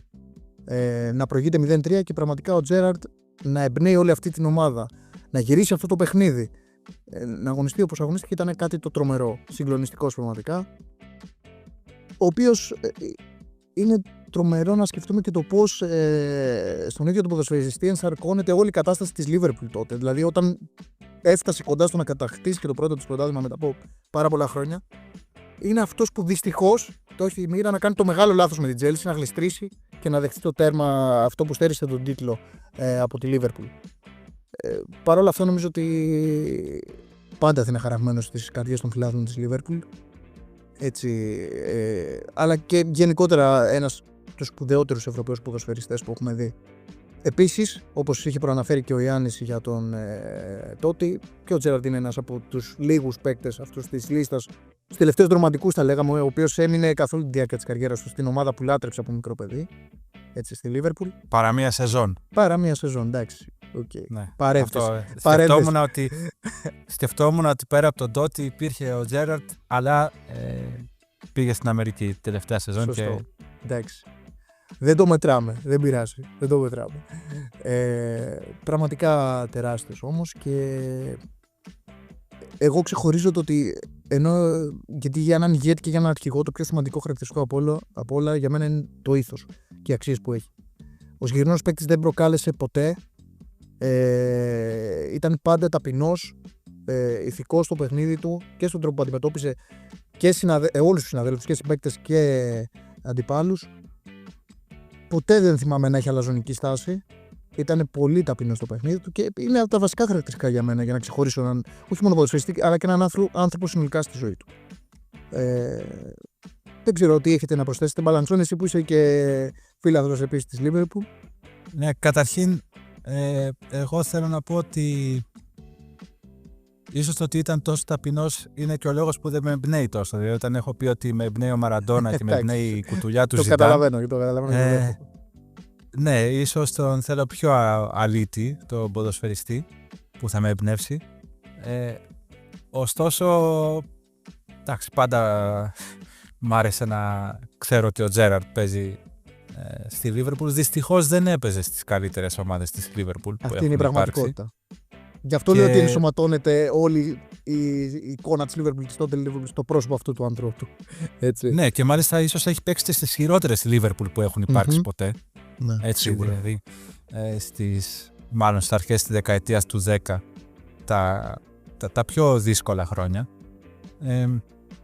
Οπότε είμαι συνέχεια, όταν σκέφτομαι τον Τζέραρντ, σε μια κατάσταση ότι ναι, από τους μεγαλύτερους που έχουν παίξει στη Λίβερπουλ, αλλά η Λίβερπουλ τότε δεν ήταν αυτή που όπως την ξέρουμε θέλαμε για Λίβερπουλ. Ναι. Και μένει πάντα αυτή η πικρία, αυτή η πικρία που είπατε και τον Μπατιστούτα πριν, ας πούμε. Ο Μπατιστούτα παίζει σε καλές ομάδες της Αργεντινής, αλλά δεν κέρδιζαν. Και όχι μόνο δεν κέρδιζαν, φέραν και πολύ κακά αποτελέσματα. Η Λίβερπουλ με τον Τζέραρντ έχουμε το UEFA το 2001, έχουμε το Champions League του 2005. Είναι όμως το πιο ξεχωριστό Champions League αντικειμενικά που έχει κατακτηθεί ποτέ, για μένα τουλάχιστον. Άντε να βάλω στην εξίσωση και τη Manchester United το 99. Okay. Βάσει ανατροπής, ναι. Αλλά το Champions League είναι τόσο ξεχωριστό που υπάρχουν πολλοί τελικοί, που μπορούν να έχουν τα δικά τους ιδιαίτερα Σίγουρα, χαρακτηριστικά σίγουρα. δεδομένου και το ποιες Σίγουρα. ομάδες παίζουν και σε ποιο πλαίσιο κτλ. Οπότε σίγουρα μιλάμε για τεράστια μορφή, αλλά νομίζω ότι είναι ένας από τους πολύ μεγάλους ποδοσφαιριστές. Δηλαδή, παρά το γεγονός ότι είμαι οπαδός στη Λίβερπουλ, μπορώ να τον δω μέχρι εκεί. Ακόμα και ο Χέντερσον, που δεν συγκρίνεται ποδοσφαιρικά με τον Τζέραρντ το Χέντερσον. Όχι, όχι, καταλαβαίνω. Αλλά ως αρχηγός, το γεγονός ότι ήταν αρχηγός σε εκείνη την ομάδα που ήταν, δεν ξέρω, για μένα έκανε ένα κλικ διαφορετικό. Γιατί μιλάμε τώρα για έμπνευση, δεν μιλάμε για. Ναι, ο καθένας αναγνώριση αξίας, φυσικά. έτσι. Διαφορετικά βλέπει Ναι. και αντιμετωπίζει πρόσωπα και καταστάσεις. Ιάννη, εσύ τι έχεις να πεις? Εγώ που δεν είμαι Liverpool, παιδιά, όταν ακούω το όνομα Τζέραρντ μου έρχεται το γκολ στον Ολυμπιακό το 2004. Σταμάτα, Ιάννη, σταμάτα. Βλέπεις ότι προσπάθησα να το αποφύγω. Εντάξει, αυτό το μας πανηγύρισα πολύ. Μας οδήγησε Έτσι. όμως και στο μεγάλο τίτλο τουλάχιστον στο τέλος. Αυτό μετράει. Επειδή τώρα βάζουμε και τον προσωπικό τόνο, I can't help it που λέμε σε γνήσια ελληνικά, δεν μπορώ παρά. Δηλαδή το ακούω το όνομα Τζέραρντ, έτσι πραγματικά είναι σαν παιδικός εφιάλτης τώρα, δηλαδή αυτό το γκολ. Οπότε δεν είναι καλύτερη ανάμνησή μου αυτό το όνομα. Εντάξει, βέβαια, προφανώς αυτά που είπατε ισχύουν, τεράστιος ηγέτης, ο άνθρωπος που έχει ταυτιστεί με το σύλλογο αυτό. Για να πω μια θετική ανάμνηση, έχω και την εικόνα του στον γκολ που βάζει στη Κωνσταντινούπολη, στο τελικό του 2005, με την κεφαλιά και μετά κάνει τα χέρια έτσι στην εξέδρα και λέει τώρα πάμε να το πάρουμε. Μεγάλη και η στιγμή αυτή και είναι πράγμα το οποίο μένουνε. Εντάξει, σεβασμό έχω για τον άνθρωπο, αλλά σας είπα το πρώτο που μου έρχεται στο μυαλό συναισθηματικά είναι αυτή η μαχαιριά. Τι σου ήταν αυτό, εντάξει, δεν πιανόταν κιόλας. Δηλαδή, τι να κάνει. Αν μου επιτρέπεις, ωστόσο, Ευχαριστώ. σε εκείνο το μάτσο έχει φανεί από πολύ νωρίτερα ότι πάει προς τα εκεί. Δηλαδή, νομίζω ότι ο Τζέραρντ απλά έδωσε το τελικό χτύπημα. Όταν σου βάζει γκολ ο Μέλλορ, αν δεν κάνω λάθος, Μπαλαντσόνε, αυτό ήταν που βάζει το δεύτερο τέρμα. Ένα ταλέντο, ένα παίκτη από τα ζήτητα της Liverpool. Δεν νομίζω ότι έκανε καν καριέρα. Ναι, να πει και αλλαγή. Ναι, δεν έκανε καν καριέρα. Εντάξει, θα το τρώγαμε σίγουρα. Φαινόταν θα το τρώγαμε. Αλλά εντάξει. Δεν ξέρω, ας το τρώγαμε κάπως διαφορετικά τώρα. Ήταν αυτό, εντάξει. Τι να πω. Επίσης, ένας ποδοσφαιριστής πάντως που έπαιξε σε μια τεράστια εθνική της Αγγλίας με τόσους μεγάλους αστέρες, όπως ο Μπατιστούτα που πριν με την Αργεντινή, που δεν κατάφερε να σηκώσει πάλι κάποιο τρόπο και εκείνος. Καλά, αυτό για ισχύει για όποιον παίξει στην όποιον Αγγλία. Εντάξει, δεν είναι θέμα. Εκεί ήθελα να καταλήξω. Και θα ισχύει για πολύ ακόμα. Και ευτυχώς θα πω. δούμε. Εντάξει. Και είναι και αυτό ίσως, επειδή είναι Άγγλος ο Τζέραρντ, ίσως και γι' αυτό παίζει ένα ρόλο γι' αυτό. με εμπνέει πάρα πολύ. Λοιπόν, πάω τώρα, προχωράω στον επόμενο της λίστας μου, ο οποίος επίσης είναι ένας από τους μεγαλύτερους αρχηγούς συλλόγων ευρωπαϊκών. Όσο και αν διαφωνεί ο Μπαλαντσόνε, το ξέρω, σας προειδεάζω για το τι θα ακολουθήσει. Μιλάω για τον Πρέτρακ Τζόρτζεβιτς φυσικά, εμβληματική φυσιονομία τόσο του Ολυμπιακού όσο και του ελληνικού ποδοσφαίρου συνολικά. Από τα καλύτερα αριστερά πόδια την περίοδο που αγωνίστηκε, κατ' εμέ όχι μόνο για το ελληνικό ποδόσφαιρο αλλά και στην Ευρώπη, στα ευρωπαϊκά γήπεδα, και το πιστεύω αυτό που λέω. Ένας ποδοσφαιριστής μπορούσε να παίξει κάλλιστα σε οποιαδήποτε μεγάλη ευρωπαϊκή ομάδα και είχε προτάσει από μεγάλες ευρωπαϊκές ομάδες. Ωστόσο, έμεινε στον Ολυμπιακό, έγινε θρύλος, πραγματικός θρύλος στο θρύλο. Έχει κατακτήσει με τον Ολυμπιακό, αν δεν κάνω λάθος, γιατί έχω χάσει και το μέτρημα με τους τίτλους της ομάδας, 12 πρωταθλήματα, 5 κύπελα, τουλάχιστον αυτά. Έχει βάλει περισσότερα από 150 γκολ στην καριέρα του. Τι να πρωτοσυζητήσουμε. Παίκτης ο οποίος ήρθε από τον Πανηλιακό, έτσι, μαζί με τον Γιαννακόπουλο, υπενθυμίζω, στον Ολυμπιακό. Επίσης θα τονίσω ότι ένας χαρισματικός ηγέτης, ενέπνε και τον κόσμο και τους φιλάθλους και τους συμπαίκτες του, όλους από τον πρώτο στον τελευταίο που απαρτίζουν αυτό το σύλλογο. Και μάλιστα για μένα αποτέλεσε και ποδοσφαιρικό πρότυπο, γιατί στα πρώτα μου ποδοσφαιρικά βήματα σαν παιδί, επειδή είμαι και αριστεροπόδαρος και έπαιζα αριστερό εξτρέμ, τότε μπορώ να πω ότι ακολουθούσα πάρα πολύ τα δικά του βήματα, το δικό του τρόπο σκέψης και παιχνιδιού. Οπότε ναι, σίγουρα θα ήταν μέσα στο 5 για μένα. Επίσης τον θεωρώ και πέρα από τα αγωνιστικά του στοιχεία έναν εξαιρετικό χαρακτήρα. Δεν θεωρώ ότι προκάλεσε ποτέ. Ήταν και αυτός ταπεινός. Εντάξει, και εμένα προσωπικά αυτό με τραβάει. Όταν είσαι τόσο πετυχημένος αθλητής, το να μην δείχνεις υπερόπτης και να δείχνεις σεβασμό στο συνάδελφο αλλά και σε αυτούς που σε βλέπουν, είναι ένα πολύ μεγάλο για μένα λιθαράκι. για να μένεις χαραγμένος στη μνήμη. Οπότε για μένα ο Τζόλε θα είναι πάντα στην καρδιά μου ως ένας από τους μεγαλύτερους αρχηγούς και αριστεροπόδαρους ποδοσφαιριστές. Και επίσης νομίζω ότι είναι και πολύ δύσκολο να βρεθεί κάποιος αντίστοιχος αρχηγός πλέον στο ελληνικό ποδόσφαιρο. Δεν ξέρω τι έχετε να πείτε και ταυτόχρονα τόσο καλός ποδοσφαιριστής, αλλά να είναι και ηγέτης που θα μείνει για πάρα πολλά χρόνια ξένος, έτσι, στο σύλλογο, γιατί δεν είναι Έλληνας. Ελληνοποιήθηκε, θα μπορούσαμε να πούμε, ο Τζόλε από ένα σημείο και μετά. Εντάξει, μπορείς να πεις ότι είναι Έλληνας. Ναι, πραγματικά. Αγαπημένο γκολ Τζόρτζεβιτς. Αγαπημένο γκολ Τζόρτζεβιτς. Ποιο θα διάλεγες? Πραγματικά πολύ δύσκολη ερώτηση. Σου βάζω δύσκολη. Πραγματικά πολύ δύσκολη ερώτηση. Κοίτα, εγώ προσωπικά έχω ερωτευτεί αυτό το hat-trick, το έχω πει άλλωστε νομίζω και σε άλλο επεισόδιο, που έχει κάνει με την Bayer Leverkusen, έτσι. Με τη Leverkusen, αυτό το hat-trick που έχει κάνει για μένα είναι μυθικό. Δεν μπορώ πραγματικά να περιγράψω το πώς ένιωσα, όντας και πιτσιρικάς παιδάκι. Αλλά έχει βάλει και άλλα τεράστια γκολ τώρα. Στα ντέρμπι, δηλαδή με τον Παναθηναϊκό, ειδικά ξεχωριστά τέρματα. Στα ντέρμπι με τον Παναθηναϊκό και εγώ θυμάμαι. Ειδικά ένα γκολ στη Λεωφόρο που χάνουμε, νομίζω. Το χάνουμε αυτό το μάτς. Είναι το 2004 που χάνει ο Ολυμπιακός πρωτάθλημα. Ναι, που περνάει τον τερματοφύλακα. Που κάνει μια λόμπα με τα αριστερό. Καλά, έχει βάλει. Τι ψάχνουμε τώρα. Αλλά αγαπημένο γκολ και αυτό, ναι. Νομίζω κατάλαβα ποιο λες. Μπαλαντσόν, εσύ τι έχεις να πεις για τον Τζόρτζεβιτς? Εντάξει, εγώ επειδή είμαι παρόν στη συζήτηση, πρέπει να πω ότι μιλώντας για αρχηγούς ελληνικών ομάδων και μάλιστα ξένους που ελληνοποιήθηκαν ή τέλος πάντων ελληνοποιήθηκαν στην καρδιά, θέλω να στείλω τα χαιρετίσματά μου στον Αντελίνο Βιερίνια, το μοναδικό άνθρωπο που έχει μπει στο γήπεδο με χιαστούς για να σηκώσει πρωτάθλημα. Δεν θέλω να μιλήσω για το Βιερίνια τώρα, μα ήθελα να τον είχα βάλει στη λίστα. Το δεύτερο που θέλω να πω είναι ότι προφανώς ο Τζόρτζεβιτς είναι ο εκφραστής όλων όσων είπα στο τρίτο επεισόδιο. Έχει βάλει 159 γκολ, τα 65 από αυτά με πέναλτι. Ο Αλεξανδρής τα κέρδιζε και ο Τζόρτζεβιτς τα εκτελούσε. Μίλα μας λίγο για την αξία του ποδοσφαιριστή. Ας αφήσουμε αυτή την προπαγάνδα. Μα όχι, αυτό το γεγονός. Αυτό δεν είναι προπαγάνδα, είναι στοιχεία. Όταν βάζεις 65 στα 159 γκολ με πέναλτι. Και ο Μέση έχει βάλει είναι τόσα πέναλτι. Ένα στοιχείο. Είναι ο εκτελεστής. Όχι, δεν έχει βάλει τόσα. Είναι ο εκτελεστής. Ναι, είναι ήταν 20 χρόνια στο Ολυμπιακό, τι να κάνουμε. Αυτός τα εκτελούσε. Και ο Ολυμπιακός πήρε τόσα πέναλτι όσα πήρε. Και μάλιστα τα πήρε από τον Αλεξανδρή και τα εκτελούσε ο Τζόρτζεβιτς. Τι θέλω να πω? Γιατί είναι κακό αυτό το πράγμα να γίνεται? Γιατί χάνεται και η υπόλοιπη αξία μέσα από αυτό. Δηλαδή, ένας φίλος του Ολυμπιακού μπορεί να βλέπει τον Τζόρτζεβιτς στις επελάσεις του στα αριστερά, μπορεί να βλέπει τις έντρες του, μπορεί να βλέπει τα γκολ του, μπορεί να βλέπει όλα αυτά. Ναι, το καταλαβαίνω αυτό. Ναι, αλλά ένας φίλαθλος οποιασδήποτε άλλης ομάδας εκείνων των χρόνων που έβλεπε να γίνεται αυτό το πράγμα, ο Τζόρτζεβιτς αντικειμενικά στη μνήμη και όχι στα στοιχεία μόνο, πέρα από το ότι αποτυπώνει τέτοια στα στοιχεία, όπως είπα, συνδέει έναν ποδοσφαιριστή και όλη την αξία του με αυτό το πράγμα. Γι' αυτό είναι άσχημο για το ποδόσφαιρο να συμβαίνει αυτό. Και δυστυχώς δεν μπορώ να πω κάτι άλλο για τον Τζόρτζεβιτς. Δηλαδή δεν θέλω να πω ότι ήταν κακός ποδοσφαιριστής, γιατί θα ήταν μικρότητα, έτσι. Αλλά ότι μένει στη μνήμη μας ως ο ποδοσφαιριστής που εκτελούσε αυτά τα έτσι κερδισμένα πέναντι, δυστυχώς είναι μια αλήθεια. Και άμα είμαι ειλικρινής, μόνο αυτό μπορώ να πω. Δεν μπορώ να πω κάτι άλλο. Την άποψή σου.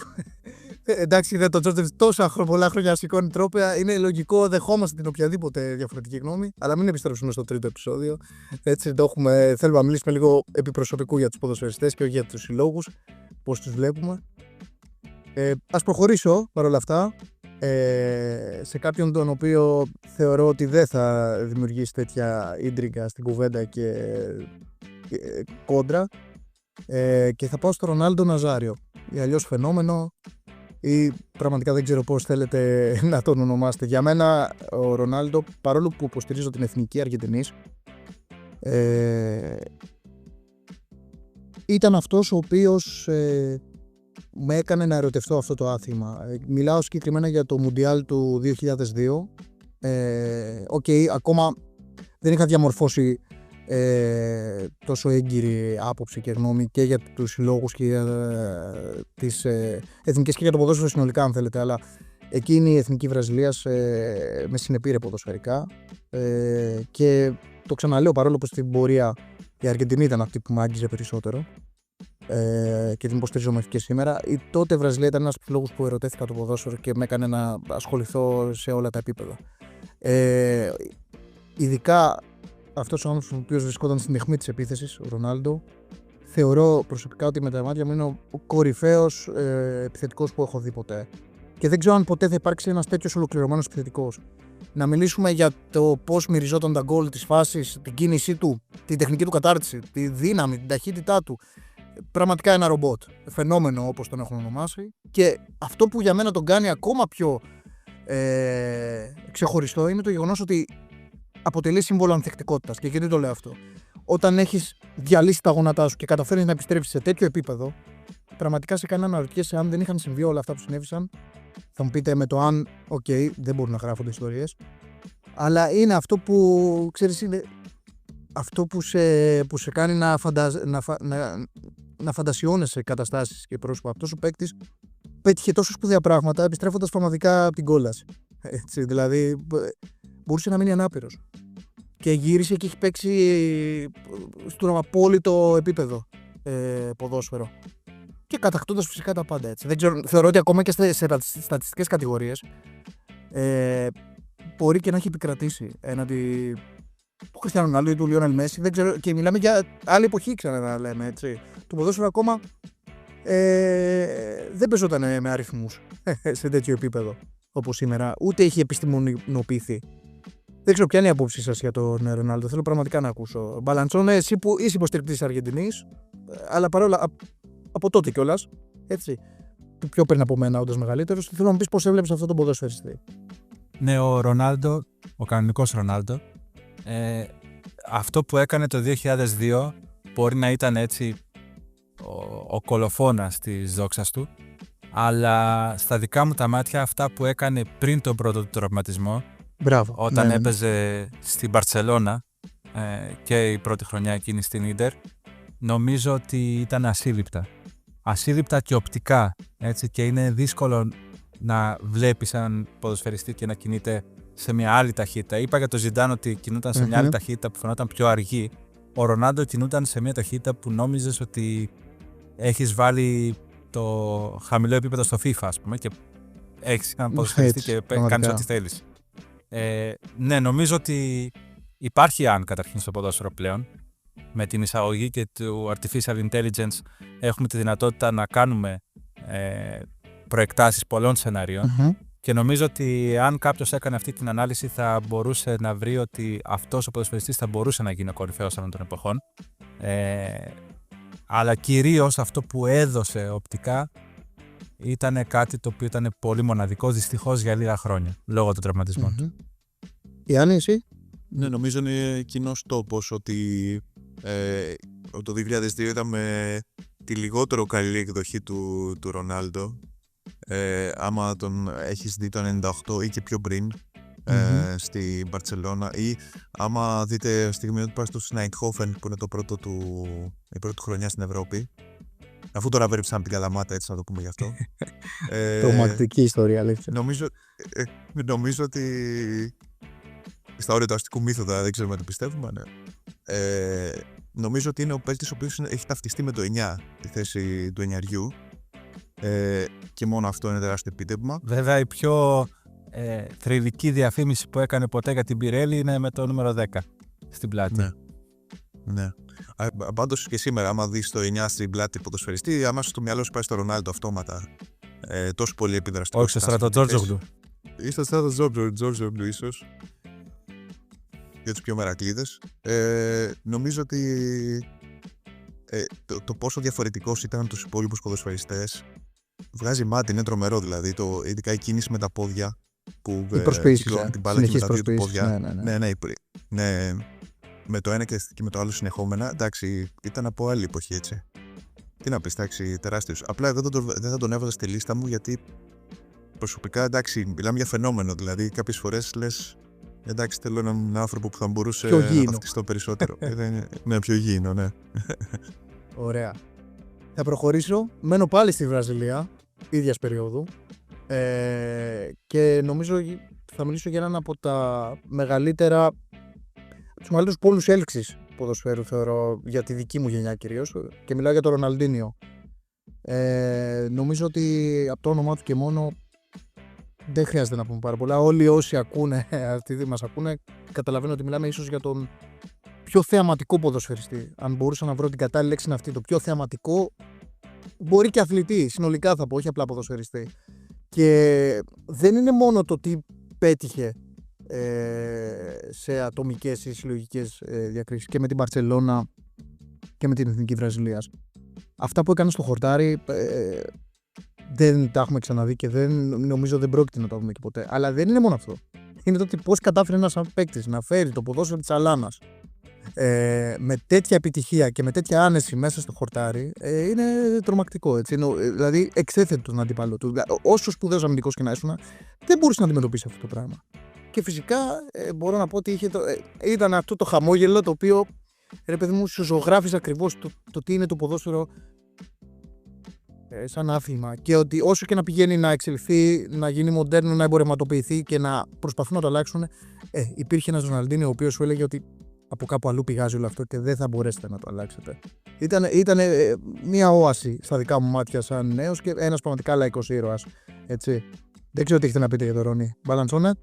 Αν ο Μαραντόνα ήταν το ποδόσφαιρο των Ποτρέρος, δηλαδή της Αλάνας της Αργεντινής, ο Ροναλντίνιο νομίζω ότι ενσαρκώνει πολύ καλύτερα από κάθε άλλον το ποδόσφαιρο της φαβέλας. Τουλάχιστον στις πιο κοντινές σε εμάς δεκαετίες. Ωραία το τοποθετείς. Ναι. Δεν θα πω ότι ήταν ο μοναδικός που έφερε το ποδόσφαιρο της Αλάνας σε αυτό το επίπεδο. Ειδικά παλιότερα χρόνια υπήρχαν πάρα πολλοί άλλοι. Και από τη Βραζιλία, ας πούμε, νομίζω ότι όσο αλανιάρης, να το πω έτσι, ήταν ο Γκαρίντσα, δεν έχει υπάρξει άλλος ποδοσφαιριστής αντίστοιχος. Ο άνθρωπος έπαιζε με ένα πόδι, ήταν κουτσός και έπαιζε. Ωστόσο, ναι, οι δικές μας γενιές δεν έχουν δει τον Γκαρίντσα, έχουν δει τον Ροναλντίνιο και όλα αυτά που ανέφερες και το χαμόγελό του και η αλητεία του και η αλητεία στη ζωή του σαρκώνουν αυτό το μύθο με τα βραζιλιάνικα χαρακτηριστικά του. Γιάννη, εσύ για τον Ρόνι. Και τα πάθη, έτσι. Τα πάθη. Δηλαδή, εγώ γι' αυτό θα τον έβαζα στη λίστα, γιατί είναι ένας γήινος ήρωας, είναι ένας λαϊκός ήρωας που μπορεί να ταυτιστείς. Και μπορεί να πάει και το μπουζούκι του. Άνθρωπος θα μπορούσε να κάνει πολύ μεγαλύτερη καριέρα. Έτσι, δεν χρειαζόταν, δεν ήθελε. Δηλαδή, άφησε το στίγμα του. Τα καλά του χρόνια είναι 3-4 χρόνια που είναι τα καλά του χρόνια. Το prime του. Θα μπορούσε να.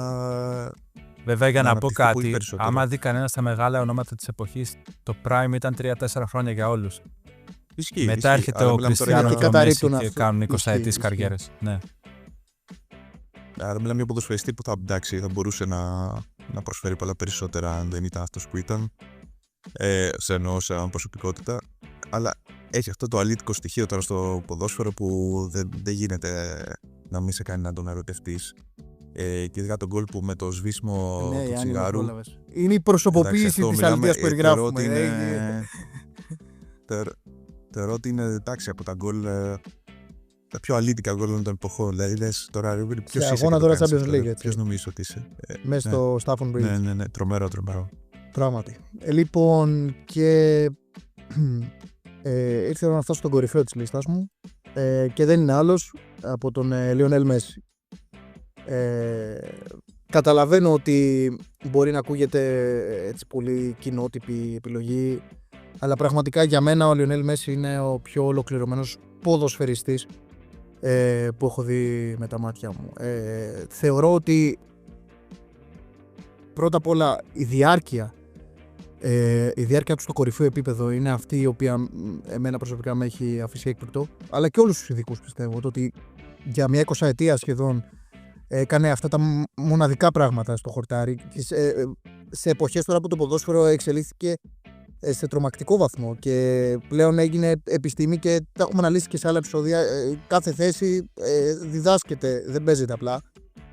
Ο άνθρωπος δεν μπορούσε να αντιμετωπιστεί. Το έχουν πει οι μεγαλύτεροι προπονητές, οι μεγαλύτεροι ειδικοί του αθλήματος, ότι ο άνθρωπος αυτός ήταν εκτός λογικής. Δηλαδή δεν υπήρχε κάποια λογική, κάποια τακτική, κάποια στρατηγική μπορούσαν να το αντιμετωπίσουν. Λέγανε χαρακτηριστικά κάνουμε το σταυρό μας. Και βλέπουμε τι θα γίνει με το Μέση. Τι να πεις για τα γκολ που έχει βάλει, είναι ένα και ένα ξεχωριστά και με την Μπαρτσελώνα, αλλά ακόμα και αυτό το μύθο το ότι με την εθνική του δεν μπορούσε να πετύχει πράγματα, νομίζω με τον πιο εμφατικό τρόπο το κατάφερε. Όσο και αν προσπαθούν να μειώσουν, να υποβαθμίσουν την αξία του Μουντιάλ, που πήρε στο Κατάρ, θα διαφωνήσω. Ο Μέση ήταν ο MVP και όχι μόνο σε αυτό, ήταν άτυχος και στο Μουντιάλ που χάνει 2014 από τη Γερμανία, πάλι παίρνει από το χεράκι την εθνική του και την πηγαίνει στον τελικό. Οπότε θα διαφωνήσω ότι αυτός ο άνθρωπος δεν ήταν ηγέτης.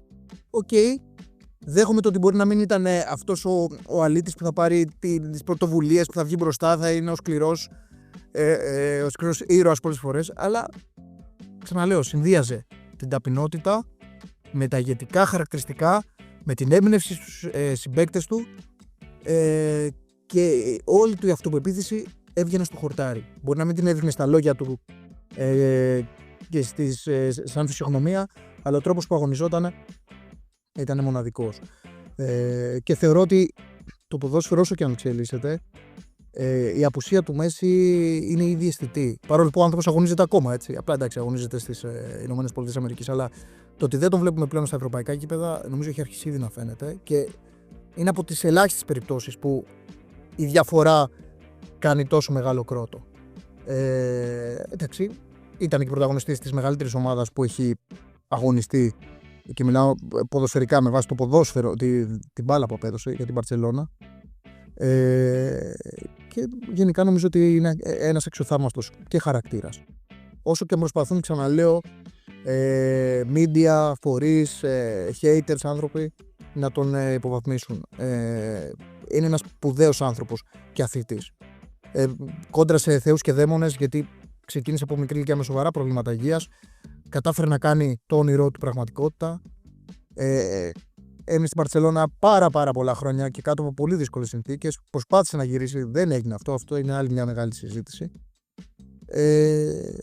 Και θεωρώ ότι αυτά που είδαμε τον ίδιο, λυπάμαι, είμαι απεσιόδοξος, δεν νομίζω ότι θα μπορούσαμε να τα δούμε συνολικά από κάποιον, όλα αυτά μαζί, έτσι συσσωρευμένα σε ένα πακέτο, σε ένα ποδοσφαιριστή. Τα γκολ του επίσης μοναδικά δεν μπορώ. Αν μπω στη διαδικασία να ξεχωρίσω, νομίζω τον αδικό, αλήθεια. Δεν ξέρω τι έχετε να πείτε εσείς. Μπαλαντσόνε για τον Λιονέλ, τι έχει να πεις? Καταρχήν, αυτό που θέλω να πω είναι ότι δεν είναι ότι είναι τόσο ταπεινός. Απλά δεν μιλάει αγγλικά. Παίζει ρόλο. Όταν μιλάει, δεν είναι ταπεινός καθόλου ο Μέση. Ο Μέση είναι ντροπαλός.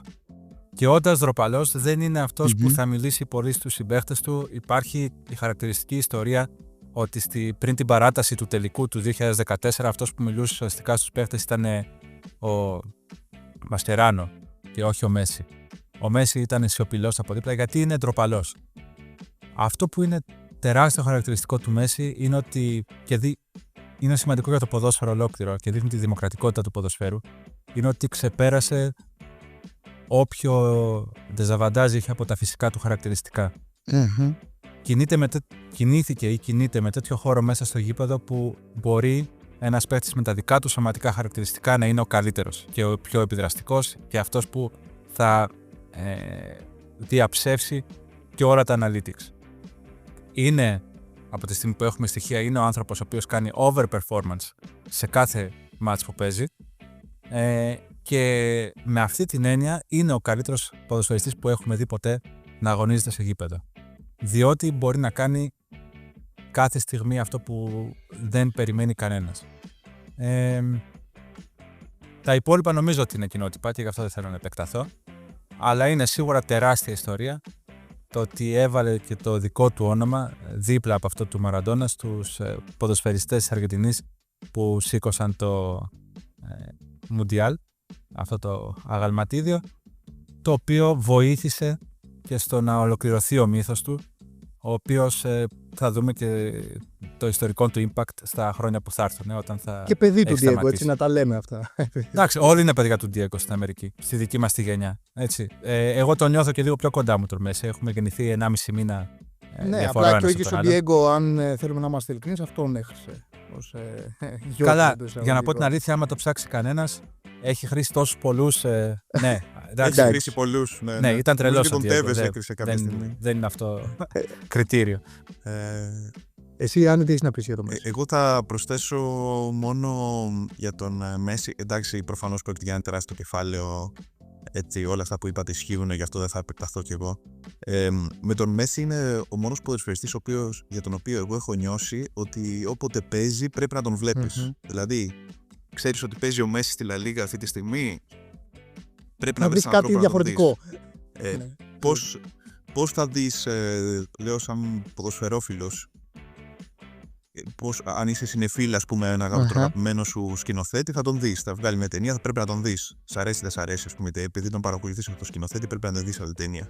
Ή παρακολουθείς έναν τραγουδιστή, ή παρακολουθείς έναν δημιουργό. Είναι για το μόνο ποδοσφαιριστή για τον οποίο έχω νιώσει το ίδιο σαν υποχρέωση, ας πούμε. Δηλαδή ότι ο άνθρωπος σημαίνει τόσο για το ποδόσφαιρο που πρέπει να τον δεις. Δεν γίνεται να είσαι ποδοσφαιρός και να μην δεις στο Μέση, ας πούμε, να παίζει. Παίζει αυτή τη στιγμή με τη Λεβάντε, με τη Τετάφε, ξέρω εγώ. Πρέπει να κάτσεις να τον δεις. Αυτό θα πω σαν στοιχείο προσωπικό του τι ένιωσα με τον Λιονέλ Μέση. Εντάξει, μιλάμε για τεράστιο κεφάλαιο. Ωραία, κύριε. Νομίζω ότι κάπου εδώ ήρθε η ώρα να ολοκληρώσουμε. Αυτά από μας σχετικά με τα ποδοσφαιρικά μας πρότυπα. Ελπίζουμε να σας αγγίξαμε και σας προκαλούμε να καταρτήσετε την αντίστοιχη δική σας λίστα. Θα χαρούμε να διαβάσουμε τα σχόλιά σας. Ακολουθήστε το podcast στο Spotify, τα Apple Podcasts, το YouTube και όπου ακούτε podcast. Ρίξτε μια ματιά και στο blog μας στο football.gr. Έχουμε το σύνδεσμο στην περιγραφή και ακόμα καλύτερα και στις σελίδες μας στα social media. Μέχρι το επόμενο επεισόδιο, γεια σας.